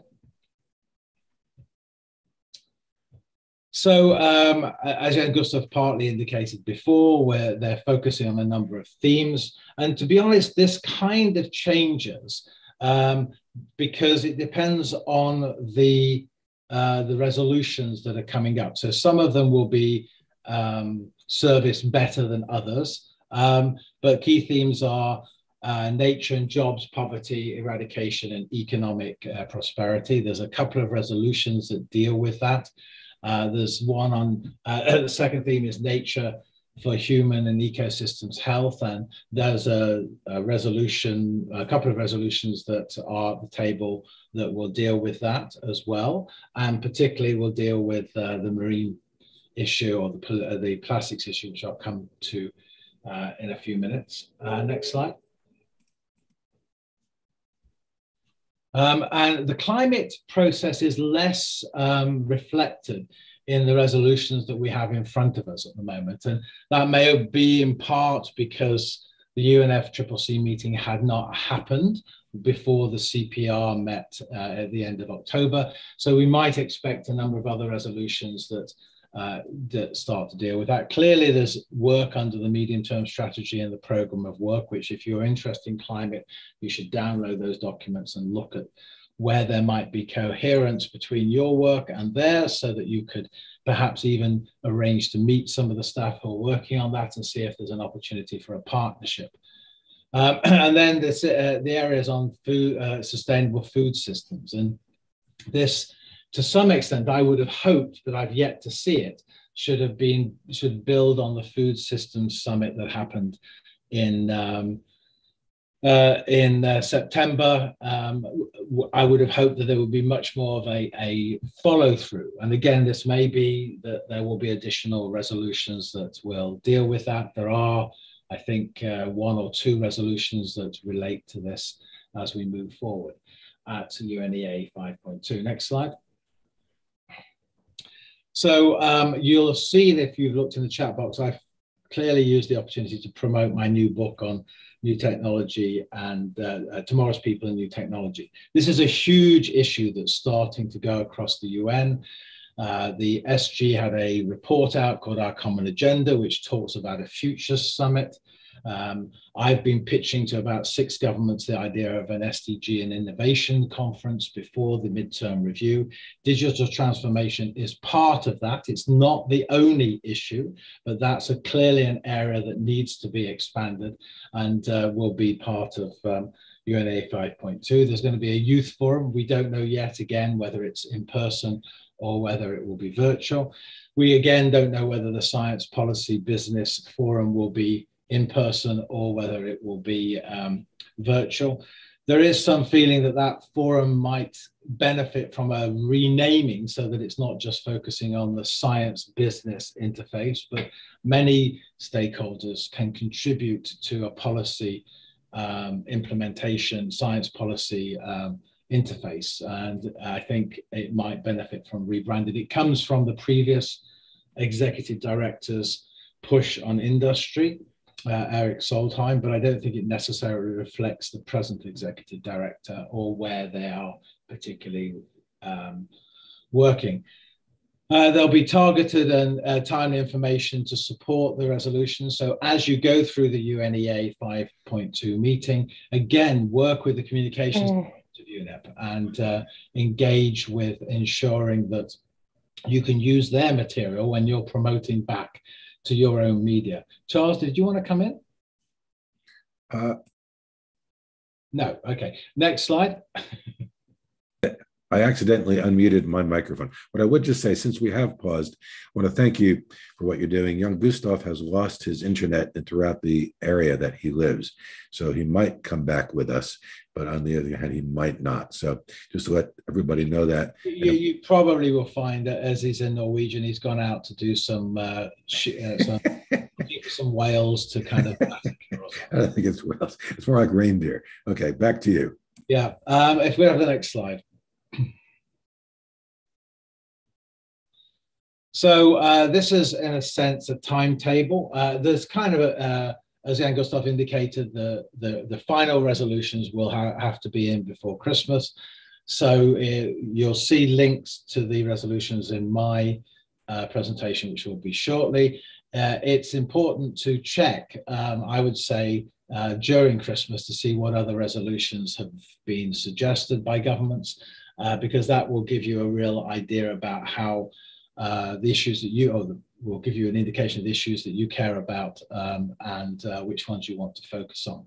But there'll be a meeting of the Committee of Permanent Representatives, and I haven't attended at one of these. I mean, Lyda's been more involved in this, but I'm assuming the meeting on the 12th will partly do a sift through as well of what resolutions are in, and have a discussion about how they're going to timetable those. Then on the 20th of January will be the meeting of the Bureau, and I'm guessing that may be where they'll start to in a sense, finalize how they're going to approach it, because the event is only a month away nearly. There's a briefing on the preparations for the food summit. I think that might be an old one, because of course the food summit has already happened. On the 26th, there will be a committee of the permanent representatives considering the final draft, so that I think they'll use a number of those meetings to get to something which they can start to frame into the organization of the work. And then there's a joint bureau of UNEA and CPR, which kind of finalizes the approach. And then I think we'll go back a second. And Lyda, come back in if you could. I thought there was a CPR just before, the week before the UNEA. Am I right on that? There was something on the 28th or 29th, or some, in the 20s of October. My memory was, and again, I mean, you've been more involved with this than me, that the week before the CPR meets as a preparatory committee. Is that not right? Yeah, normally they have the open CPR before the UNEA, but I have to check the website as well for the actual dates. But normally, yes, they do have open-ended CPRs before UNEA to kind of finalize everything, so that not everything has to be done in a few days during UNEA. And they do initial resolution developments, if I remember rightly. But yeah, I think, for example, for the plastic issue, that will be a critical week for the plastic NGOs to be there to make sure that the right resolution ends up as the one that is discussed at UNEA 5.2. If we could have the next slide. And I'm not going to go through this or the next one. Basically, you'll have this. This is how, at the moment, they're looking to approach it. As we know, UNEA 5.2 or 5 will be Monday, Tuesday, and Wednesday. Monday, Tuesday, and Wednesday, because you've got a high-level segment. And then the UNEP at 50 will be on Thursday and Friday. Not going to go through it. It's pretty self-explanatory. If you could move to the next one. We're now moving into what I would have presented. So there are a number of draft resolutions, I think about 20 that are on the agenda at the moment. And as I say, these will increase, so it's well worth touching back. There are two, as you can see here, on the issue of plastics. The first one, which is put forward by Rwanda and Peru and several co-sponsors who were involved, I think, in the ministerial meeting earlier this year. This is a really chunky one, and I think is the one which will ultimately go in front of UNEA. It aims to establish an intergovernmental negotiating committee with a mandate to negotiate a legally binding global agreement to address plastic pollution, the whole subject, plastic pollution, with the objective of reducing discharge of plastics into the environment as a whole by covering all the stages of the plastic life cycle and by adopting a circular economy approach to plastics. So I think this is, in a sense, what the plastic community have been trying to get on the table. We started from a conversation about marine plastics, and that came out of the Global Programme of Action for Land-Based Forms of Pollution to the Marine Environment, which is a process within UNEP. The second resolution suggested by Japan is a much more limited one, looking at basically how does it get into the marine environment. So I would imagine these would be discussed and brought together into one resolution. Resolution C on the list deals with sustainable nitrogen management.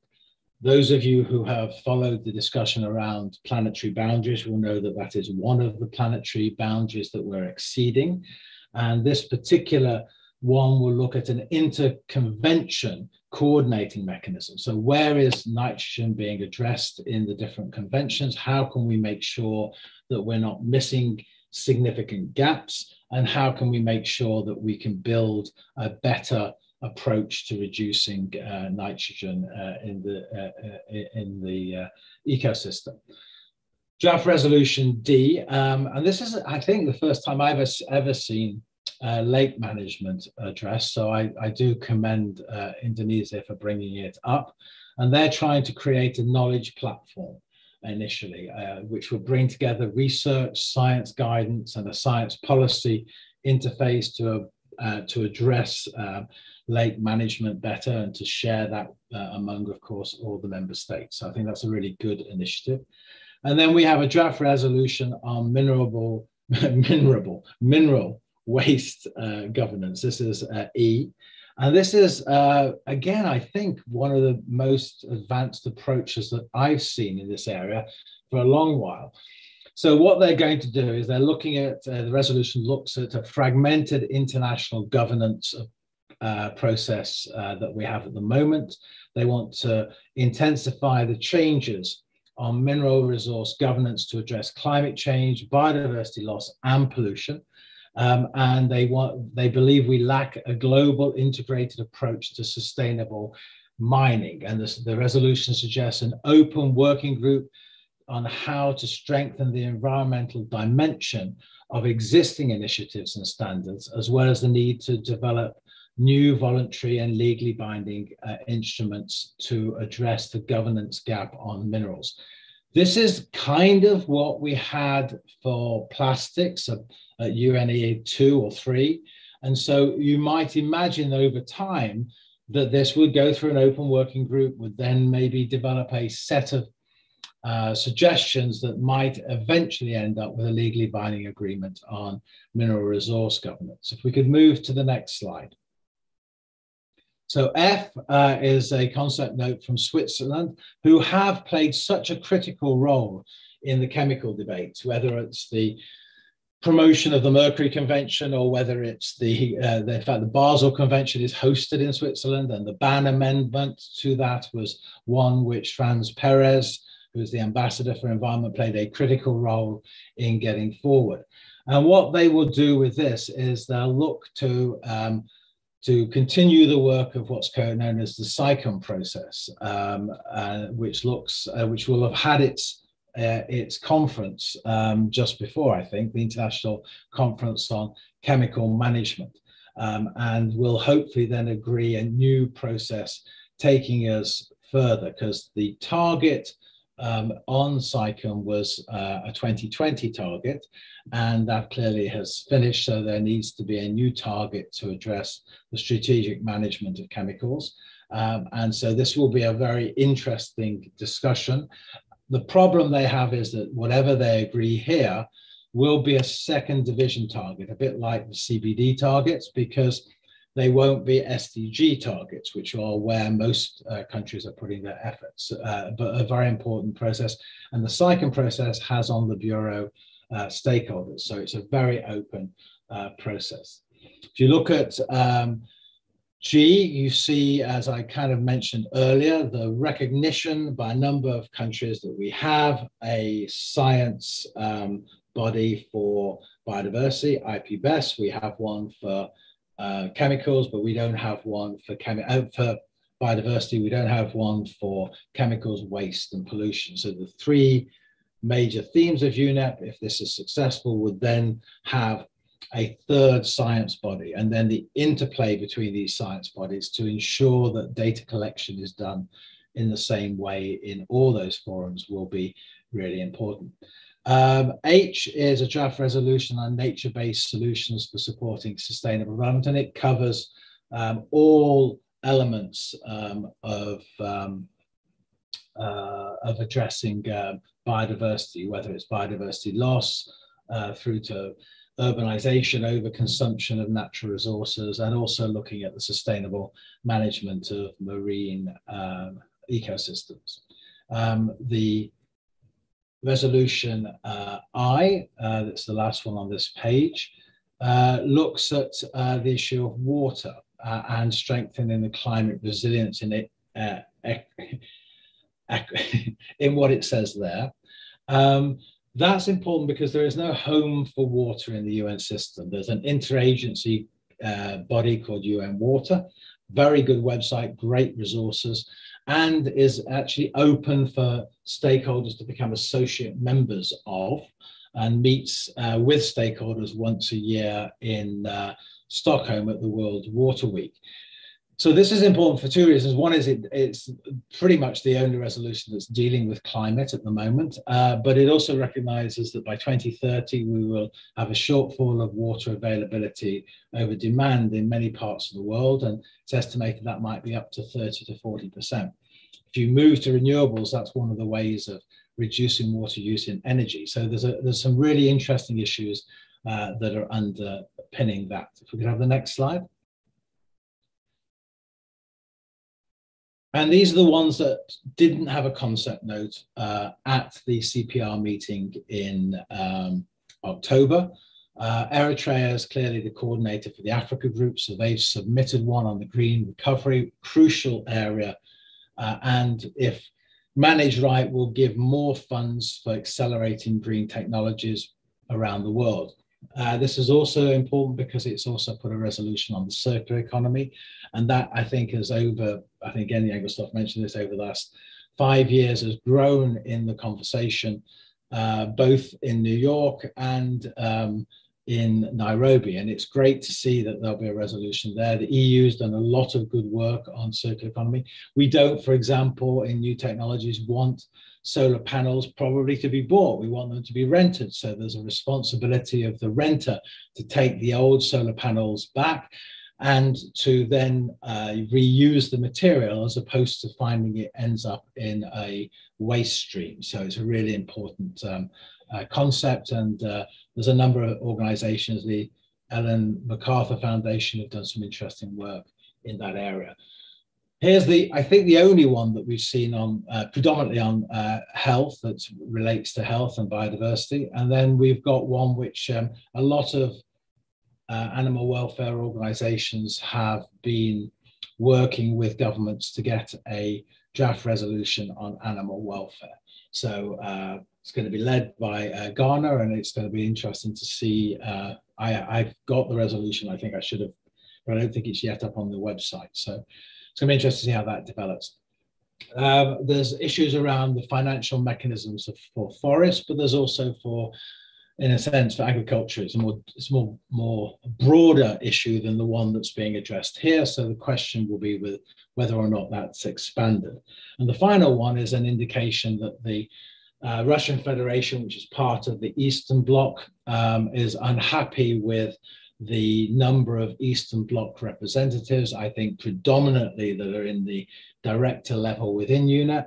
And so they have raised this as an indication, and I'm sure the debate will put pressure on UNEP to have a more broad approach to their director level candidates, who are then selected as the chief management, but also to, I mean, it doesn't say this, but in a sense, it's also about making sure, and I think UNEP have done this very effectively, of have a good gender balance in the director level people as well. If we have the next slide.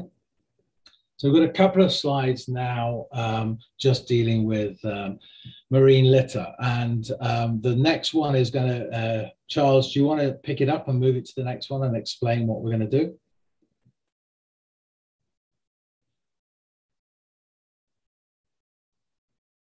Charles? Thank you. Yes, I was just trying to get young Gustav back.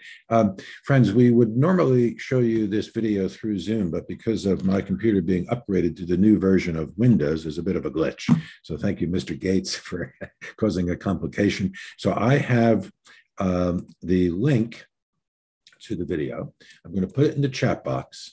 It is about 5 minutes. So what I will ask those of you who have the ability in your online platforms to watch the animation, to please do so. So we'll take a little bit of a, well, we're going to just go silent for 5 minutes and let you watch that video. So please do so, and we'll be back in just a moment.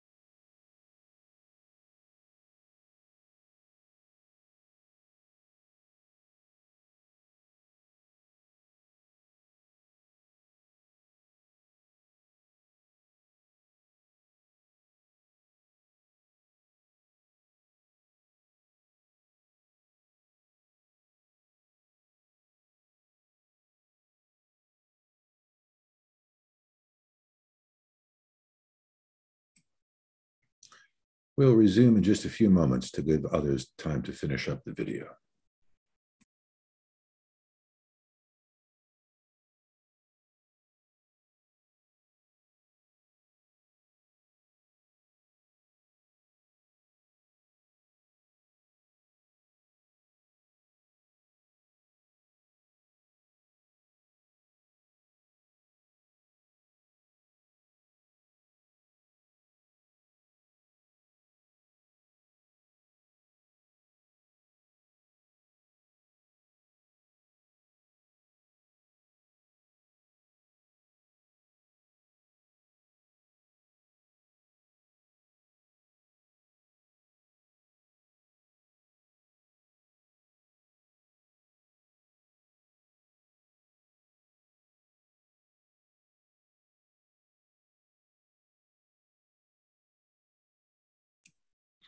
Okay, well, thank you everyone for taking a moment to do that. Felix, thank you for coming back. I'll advance to the next slide and let you continue. Thank you.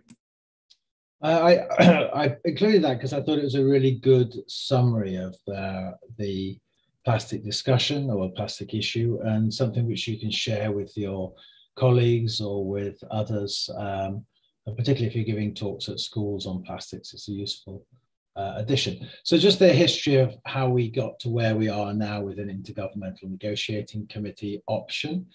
We started in UNEA 3 in 2017, really looking at marine litter. And again, I would just say that there is this good program that UNEP has that deals with it's a global program of action on land-based forms of pollution to the environment. Definitely worth looking at if you're interested in these issues. It agreed to set up an open-ended expert group. So as we talked about in the previous section, the issue around minerals may go down this same path. It held 4 meetings, as you can see, one in 2002 in 2018, one in 19, and one in 20. But it didn't really kind of move things forward as much as had been expected by the UNEA 4. And if we can move to the next slide. A number of governments then decided to work together to move this process to a more firm conclusion.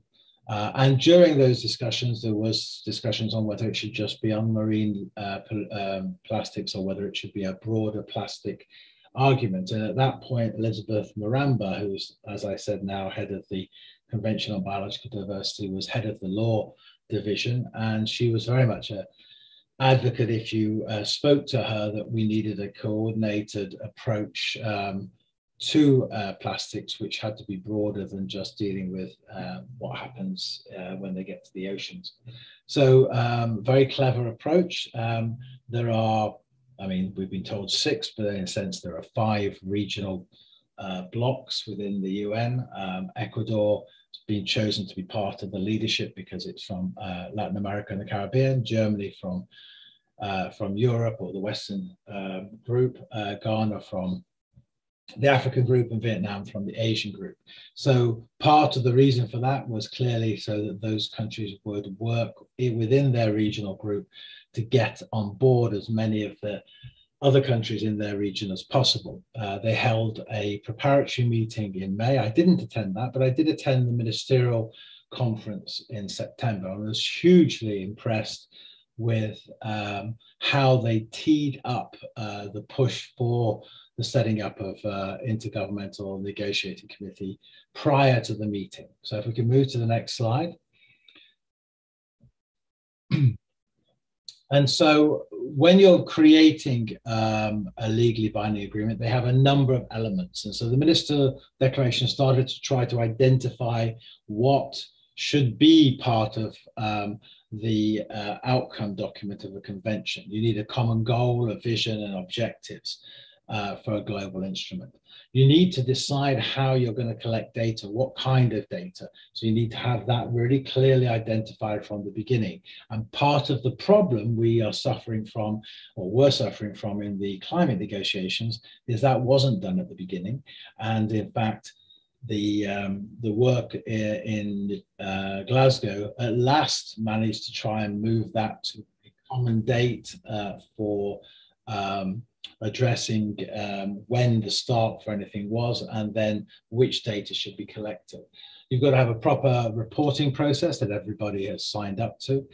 You've got to have some measures to address the marine litter and pollution issue, but it's not the only thing, because we're approaching it from a life cycle approach, and we're approaching, and they would want in the context of that to work with industry, consumers, and stakeholders.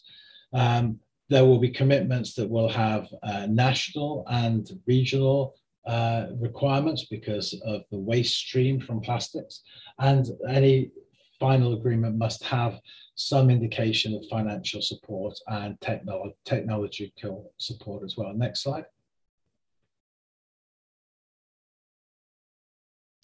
And so what they're trying to do is approach it through a full life cycle approach, but also, as we said, ensuring that we have a circular economy as well. So in this context, from production, consumption, design to waste management and treatment, that should be seen as a whole life cycle, and that the objective isn't just to address the marine environment, but is to address something else. So I think one has to get a lot of credit to the NGO community that have worked on this at the different UNEAs and in the intersessional period, in bringing the governments to a much bigger conversation than perhaps was the one that they wanted to do when they started this process. If we knew, next slide. Okay. Folks, thank you, and especially for jumping in on the Jan Gustav slides. He is back, so he'll be able to take part in the Q&A and also the next module. So I'd ask both Lyda and Jan Gustav to please activate your cameras and your mics and come in for a moment. Welcome back, Jan Gustav. It's good to see you. And let us look at the questions. I'll remind our guests, if you have any specific questions around the plastics and other resolutions matter, please, now is the time to put them in the Q&A box. In the meantime, I think I'll ask our panelists, take a look. There isn't much in the Q&A box at the moment. If you'd be so kind as just to take a look at what's there and see if there are any of those points that you feel you would want to address. But not specific to this RAST module, unfortunately, at the moment. I'll check the chat box. I would just say on the Paris Agreement, I mean, one of the clear outcomes from the Glasgow approach was the enhanced role of local and subnational government. They had a very effective campaigning process. And if you look at the final agreement, you'll see a number of references to the role of local and subnational government, which, you know, a couple of years ago would have just not been possible. I think that's been helped by a lot of local and subnational governments showing that they're going to set their own targets. And in many cases, those targets for greenhouse gases are much better than the national government's targets. Thank you, Felix. If there are no other comments from you, that is from our panelists, I don't see any other questions. Here we go. There is a new question. It says, do we need to reorganize the SCP, SDG 12, to cover properly the plastic pollution? Well, you can't reorganize the Sustainable Development Goals or targets. They will not change. They were agreed in 2015, and they go all the way to 2030. There was a discussion that I initiated on what to do with the targets that have fallen, which are many of the biodiversity targets in 2020, but there was no interest among governments to try and update those targets. So the SDG goal and the SDG targets won't change, but you can add indicators. So in 2023, leading into 2024, the indicators for the SCP and all the other goals will be reviewed. And if there's suggestions for additional indicators that are being collected in enough countries, then it is possible to lobby for the inclusion of those indicators. Thank you, Felix. I might just jump in, as I did yesterday, in my experience as a professional waste manager and spent many years running recycling programs. When it comes to plastics, you think about the SDG 12, production and consumption, as aspirational and the targets, but it is really at the local level where programs are implemented, and that's where political will and financing come in. And the tricky thing, of course, is having the markets for the material.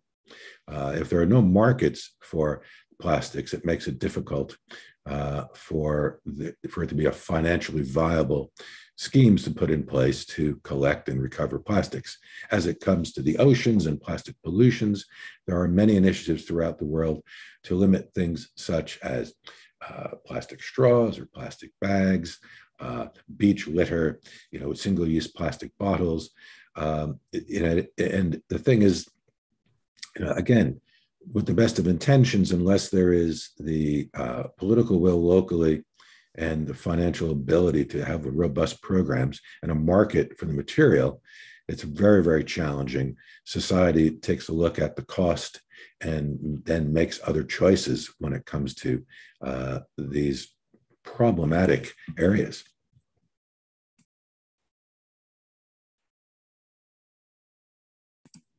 I don't see, let's see if there's any more questions. There are no more questions, so I'm going to suggest we move on to the next section, if that's okay with all. And that will be young Gustav speaking about the progress towards UNEP at 50 and Stockholm plus 50. And Gustav, welcome back. I'll ask you to activate your microphone and your camera. I should be active now. Is that correct? That is correct. The first slide is up. It's all yours. Thank you for coming back. Thank you very much. And I do sincerely apologize, though I was not able to do anything. We had a regional power break, which kicked out the internet. And then my computer didn't want to comply with Zoom. So that was a problem. And I guess we're all very vulnerable when it comes to our reliance on these global technical solutions and doodads we have. Anyway, the two processes that we're going to deal with is UNEP at 50, which will take place on the 3rd and the 4th of March next year, back to UNEA 5.2. And then following that, we'll do Stockholm at plus 50. Next slide, please, Charles. Now, just a quick reboot of history here. We celebrate, hopefully in a good way, the birth of UNEP and 50 years of environmental work with global policy development on environmental issues. These are two persons that played a central role in Stockholm back in 1972. You have Indira Gandhi there, Prime Minister of India, and at the bottom you have the Canadian Secretary General of the conference and the first director of UNEP, Executive Director of UNEP, Mr. Maurice Strong, who became very instrumental in developing environmental policy, including the when he was the Secretary General of the Rio 1992 conference. Indira Gandhi was the only one traveling to Sweden as the heads of state. The other person who was at the heads of state was Prime Minister Olof Palme in Sweden, the host country. Can I have the next slide, please? Now, UNEA 4 in 2019 alerted people to the fact that 2022 would be the commemoration of 50 years of global environmental work. And I also said that we indicated that a celebratory process was ongoing. And the Swedish government with the Kenyan government volunteered to be the hosts for the Stockholm plus 50 celebration. I think everybody had the understanding that this would be so-called smooth sailing and that decisions and agreement around this commemoration would be easy. The Swedish and the Kenyan government wanted to have a UN resolution to back up the event in Stockholm. And this is when problems arose because G77 rightly said that UNEP was placed, its headquarters was placed and positioned in Nairobi. At the time, back in 1972, it was the first major institution of the UN family to be placed outside of the so-called industrialized world. And they also said we should be able to commemorate this in a right way. And I think there was a feeling, though not pronounced, that it would be only right to have a commemoration of UNEP in UNEP, i.e. in Africa. So the Solomonic result was a compromise that you had two conferences, two commemorative conferences, one to take place in Nairobi, and as we have understood, it will now be held back to back to UNEA 5.2 on the Thursday and Friday in March, and then a Stockholm Plus 50 conference in June in 2022. And the CPR and the Bureau, and also resolutions backing up the Stockholm conference, have stressed the fact that these two conferences should be mutually reinforcing each other, so not competing. There is an understanding that UNEP at 50 in March will focus on the organization, UNEP, working with and for the environment, whereas Stockholm Plus 50 should be much more aspirational and hopefully forward-looking. Next slide, please.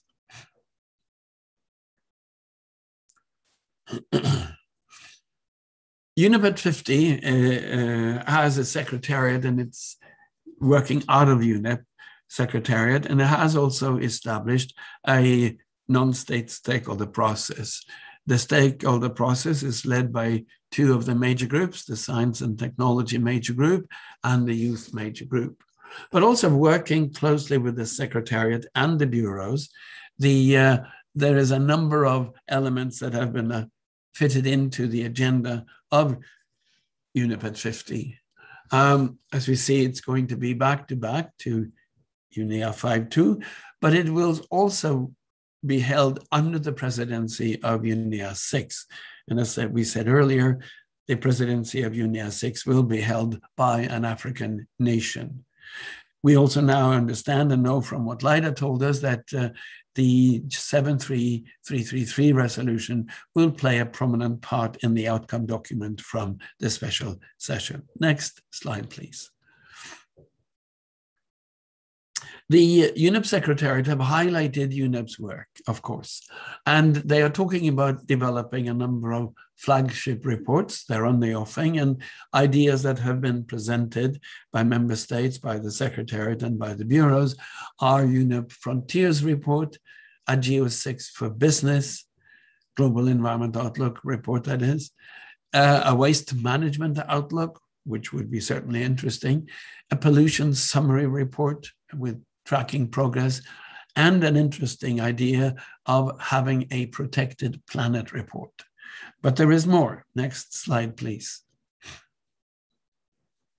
If you go into UNEP at 50 website, and you'll find that easily under the UNEP proper website, you'll find that there is a long list of activities and products that will be seen as the outcome and part and parcel of the UNEP at 50 session.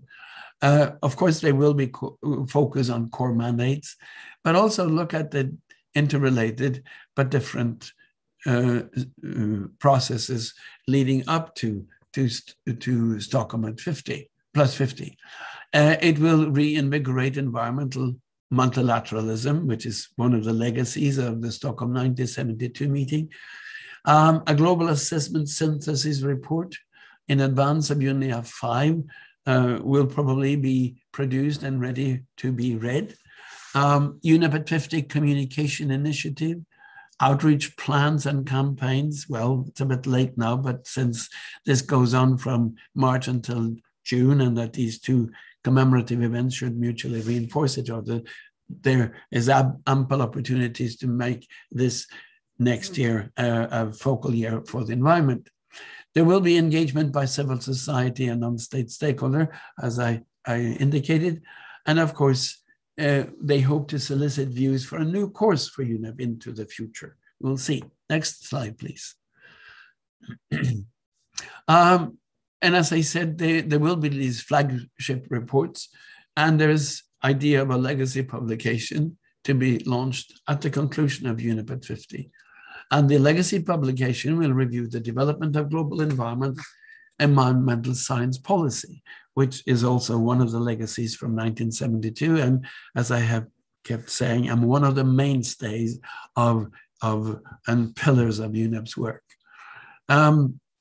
The Legacy Science Policy Interface Report would be building on the ad hoc global assessment dialogue and ongoing work on the enhanced environmental governance.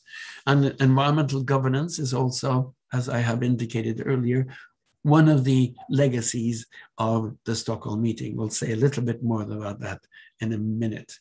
And the Stockholm Plus 50 conference will take place on June the 2nd and the 3rd in what is referred to as the Environment Day week. 2nd and 3rd are Thursdays and Friday, then you have Saturday the 4th, and on the 5th you have World Environment Day, which indicates, of course, the conference itself in Stockholm. Next slide, please. Prominently figured here is the late Prime Minister Olof Palme of Sweden, who was the host of the conference. And I've just listed a couple of our 4 points that points to the historical legacies and what the Stockholm Conference gave us. When the world or the member states established UNEP in 1972, the environment had firmly a position on the global agenda.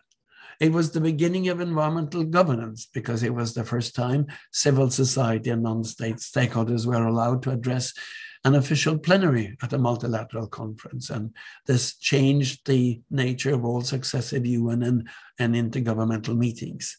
Civil society and non-state stakeholders, major groups, had a place in these official meetings. We got an institution for the environment, an institution for environmental law. We also saw the beginning of environmental diplomacy. And we saw also in Stockholm the first time environmental assessments were made, leading to, of course, science and environment. Next slide, please. Now, as I said, the Swedish and the Kenyan governments wanted to have UN General Assembly resolutions to back up the formalities of the Stockholm meeting.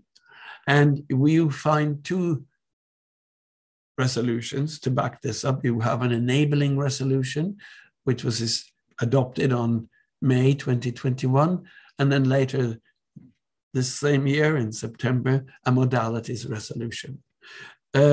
You see the technical reference, and if you Google this, you can easily download them. They're not very long resolutions, but the first one in May established a theme for the Stockholm Conference, and it was called Stockholm Plus 50, a healthy planet for the prosperity of all, our responsibility, our opportunity.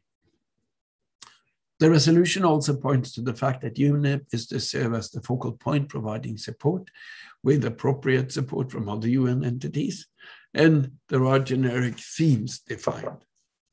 Excuse me. Not only does my computer play havoc with me, but so does my voice. Now, the modalities resolution talks about the structure and organizational arrangement, how it is going to be run. There will be leadership dialogues with defined themes. We'll talk about that in a minute. And there will be developed concept notes and background papers. One-day preparatory meeting in April. It's been said that this is on April the 1st.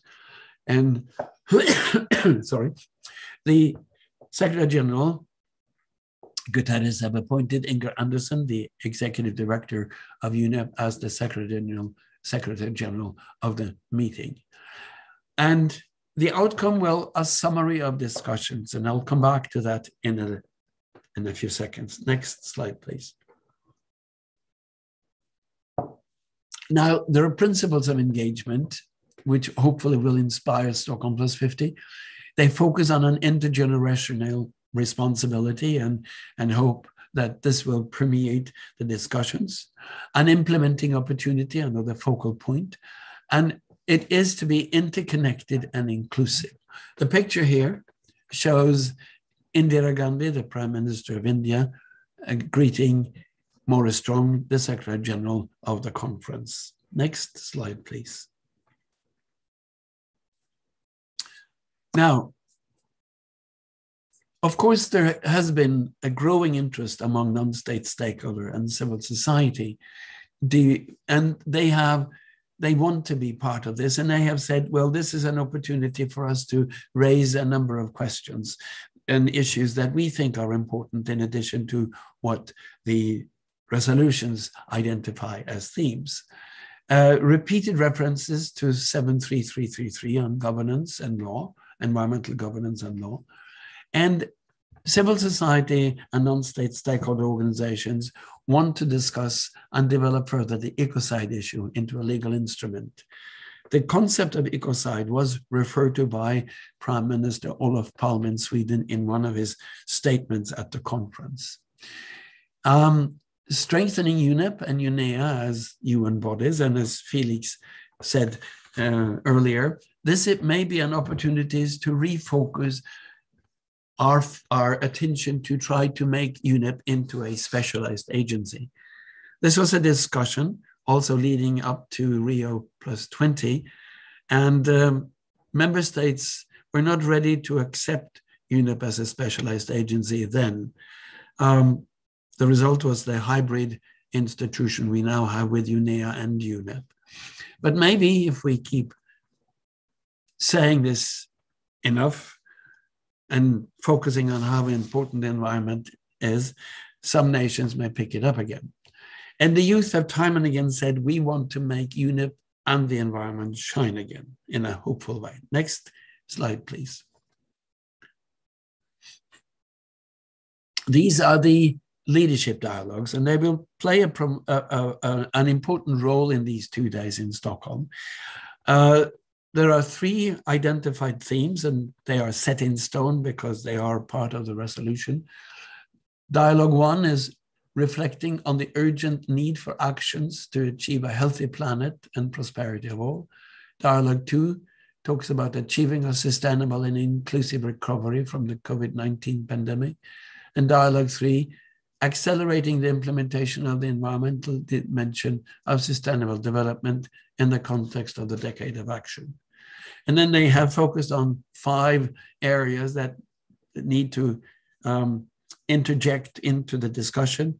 It's a question of regeneration, of recovery, of rebalancing issues, nature and humanity, renewal and reimagination.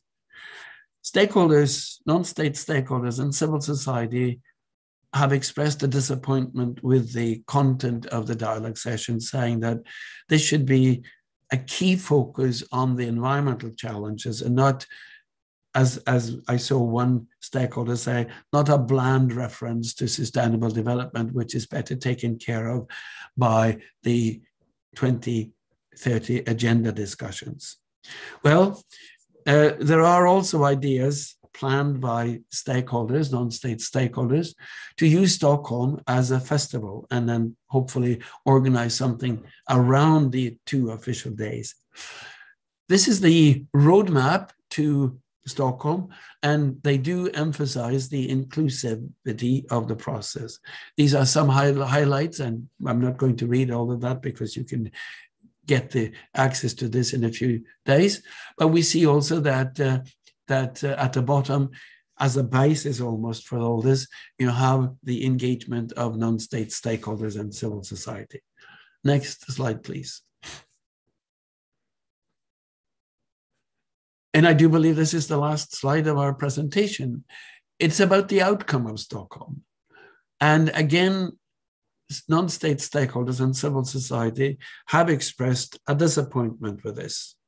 They say at the bottom here, the outcome will be a summary of the discussions held during the international meeting presented by its 2 presidents. And there will be recommendations that contribute to an environmental dimension of sustainable development in order to accelerate development, focusing on a sustainable recovery. Well, not a negotiated outcome. A lot of member states have said, but this will allow us to actually be free to express our hopes, our desires, and our creative ideas about the future of UNEP and the future of the environment. So let's less prescribed discussions, perhaps, more open, more imaginative from governments. And of course, non-state stakeholders and civil society are willing to take up this challenge and do something about it. But then there is an important thing. And this may be part of what we should push for. When you have a document coming out as a resume of what took place in the official part, I personally feel that it would be important for civil society and non-state stakeholders to have their statements annexed to this report. The UN family has been very good at annexing in a semi-official capacity to their official reports what the non-state stakeholders have come up with. So this is not a precedent, but it's a good way of making sure that the voice of the peoples are heard.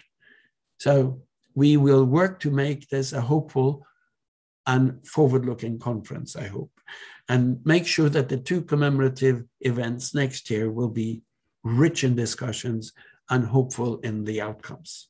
Thank you, Charles. Thank you, Jan Gustav. Let's just take a couple minutes for you to answer any questions that are raised regarding Stockholm Plus 50. One question which might be related to what you just showed us: what concrete progress is likely to be achieved with respect to the ecocide law at Stockholm Plus 50? Excuse me. On one hand, a number of countries have raised objections to including this, citing the fact that it's difficult to define ecocide in legal terms. This has been countered by a number of lawyers and also organizations, and especially the Ecocide System Network, working closely with lawyers in The Hague to have this included as an ecocide. The discussion is interesting, it's pointed, and it should be, if it's only the result of civil society and non-state stakeholders discussion, it should be annexed to this. There has been progress over the past few months, but we'll see what happens. Excuse me again. We'll see how good the non-state stakeholders are at pushing this issue. Thank you, Jan Gustav. We don't have any specific question to Stockholm Plus 50 again, but we do have one back to the plastics. And the question is, and maybe Felix might want to also add to this: do we need a reorganization of all chemically related treaties, conventions, etc., under SAICM for a better management of chemical problems, including plastics? I don't think so, and that's the reason why the Super COP was set up. The objective of the Super COP was to address all gaps and overlaps, and so it should be dealt with in the chemicals Super COP. The problem we have at the moment is that mercury isn't part of that because the US will not ratify it through their Senate, and we don't know yet where plastics will go. So, so I would say that's the place to focus on. Thank you, Felix. Well, I just want to make a point that we're getting pretty close to the top of the hour when we need to sign off. So I think now would be a good time to invite our panelists to each make a final statement or comment if they wish to. Lida, I'd be happy for you to be the first to go, but if you want to give some thought to what to say, Jan Gustav, you can jump in if you wish. Yeah, I don't think I have a lot of remarks to give. I think we had a good presentation of how to indeed effectively participate in UN meetings. Maybe I would like to add that if you also want to have change on the national levels, that it's very important that all the outcomes from UNEA and everything that is related to environmental law, governance, treaties, whatever, that they're also implemented on the national level. So that means that you also have to work mostly also on the national levels and pushing for the implementation and enforcement. And that makes our participation as non-state actors effective. Thank you. Thank you, Lida. That is absolutely essential. Thank you for making that reminder. Jan Gustav, any final words from you? Yes, just reiterate what Felix and Lida and I have pointed to. Read the documents. there is a fountain of information in all the official documents. They're easy accessible. You just have to run around in the websites of UNEP, but they're easily accessible. The documentation is well written. Some is long, but we've not been stopped by long documentation before. And it is important, as one person said to me, after having been part of a UNEP conference, and she said, I fully realize now that these conferences, these global conferences, are the exams of the UN. And for that, we need to study and be well read in this documentation. So one advice I would give is to read, and read this document, then you're well prepared. Thank you.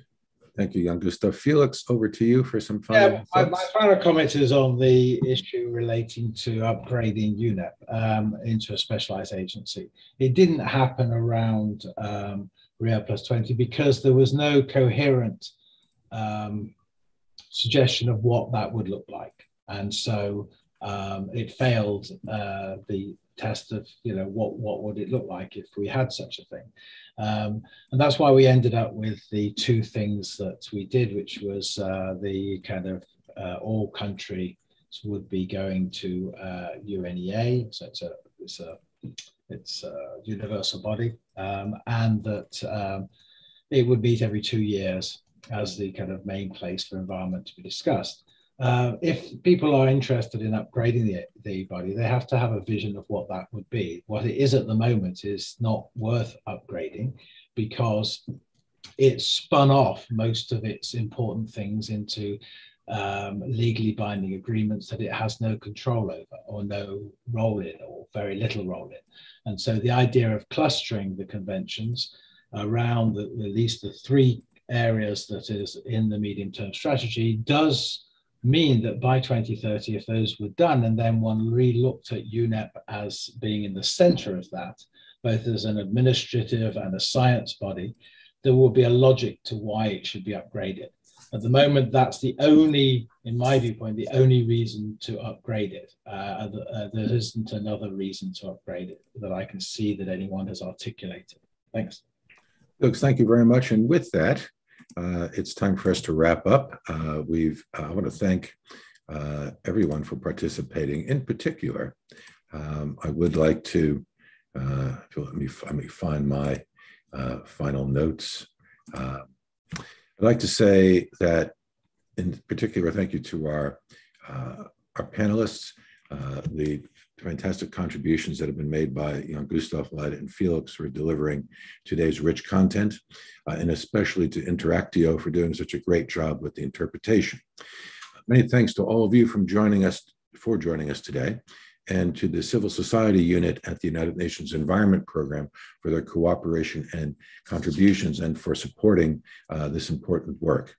As mentioned earlier, the webinar has been recorded, and that recording, by way of link to the SF YouTube page and a copy of the presentation, will be posted on the Stakeholder Forum website during the next 24 to 48 hours. The English version will be there in just a few hours.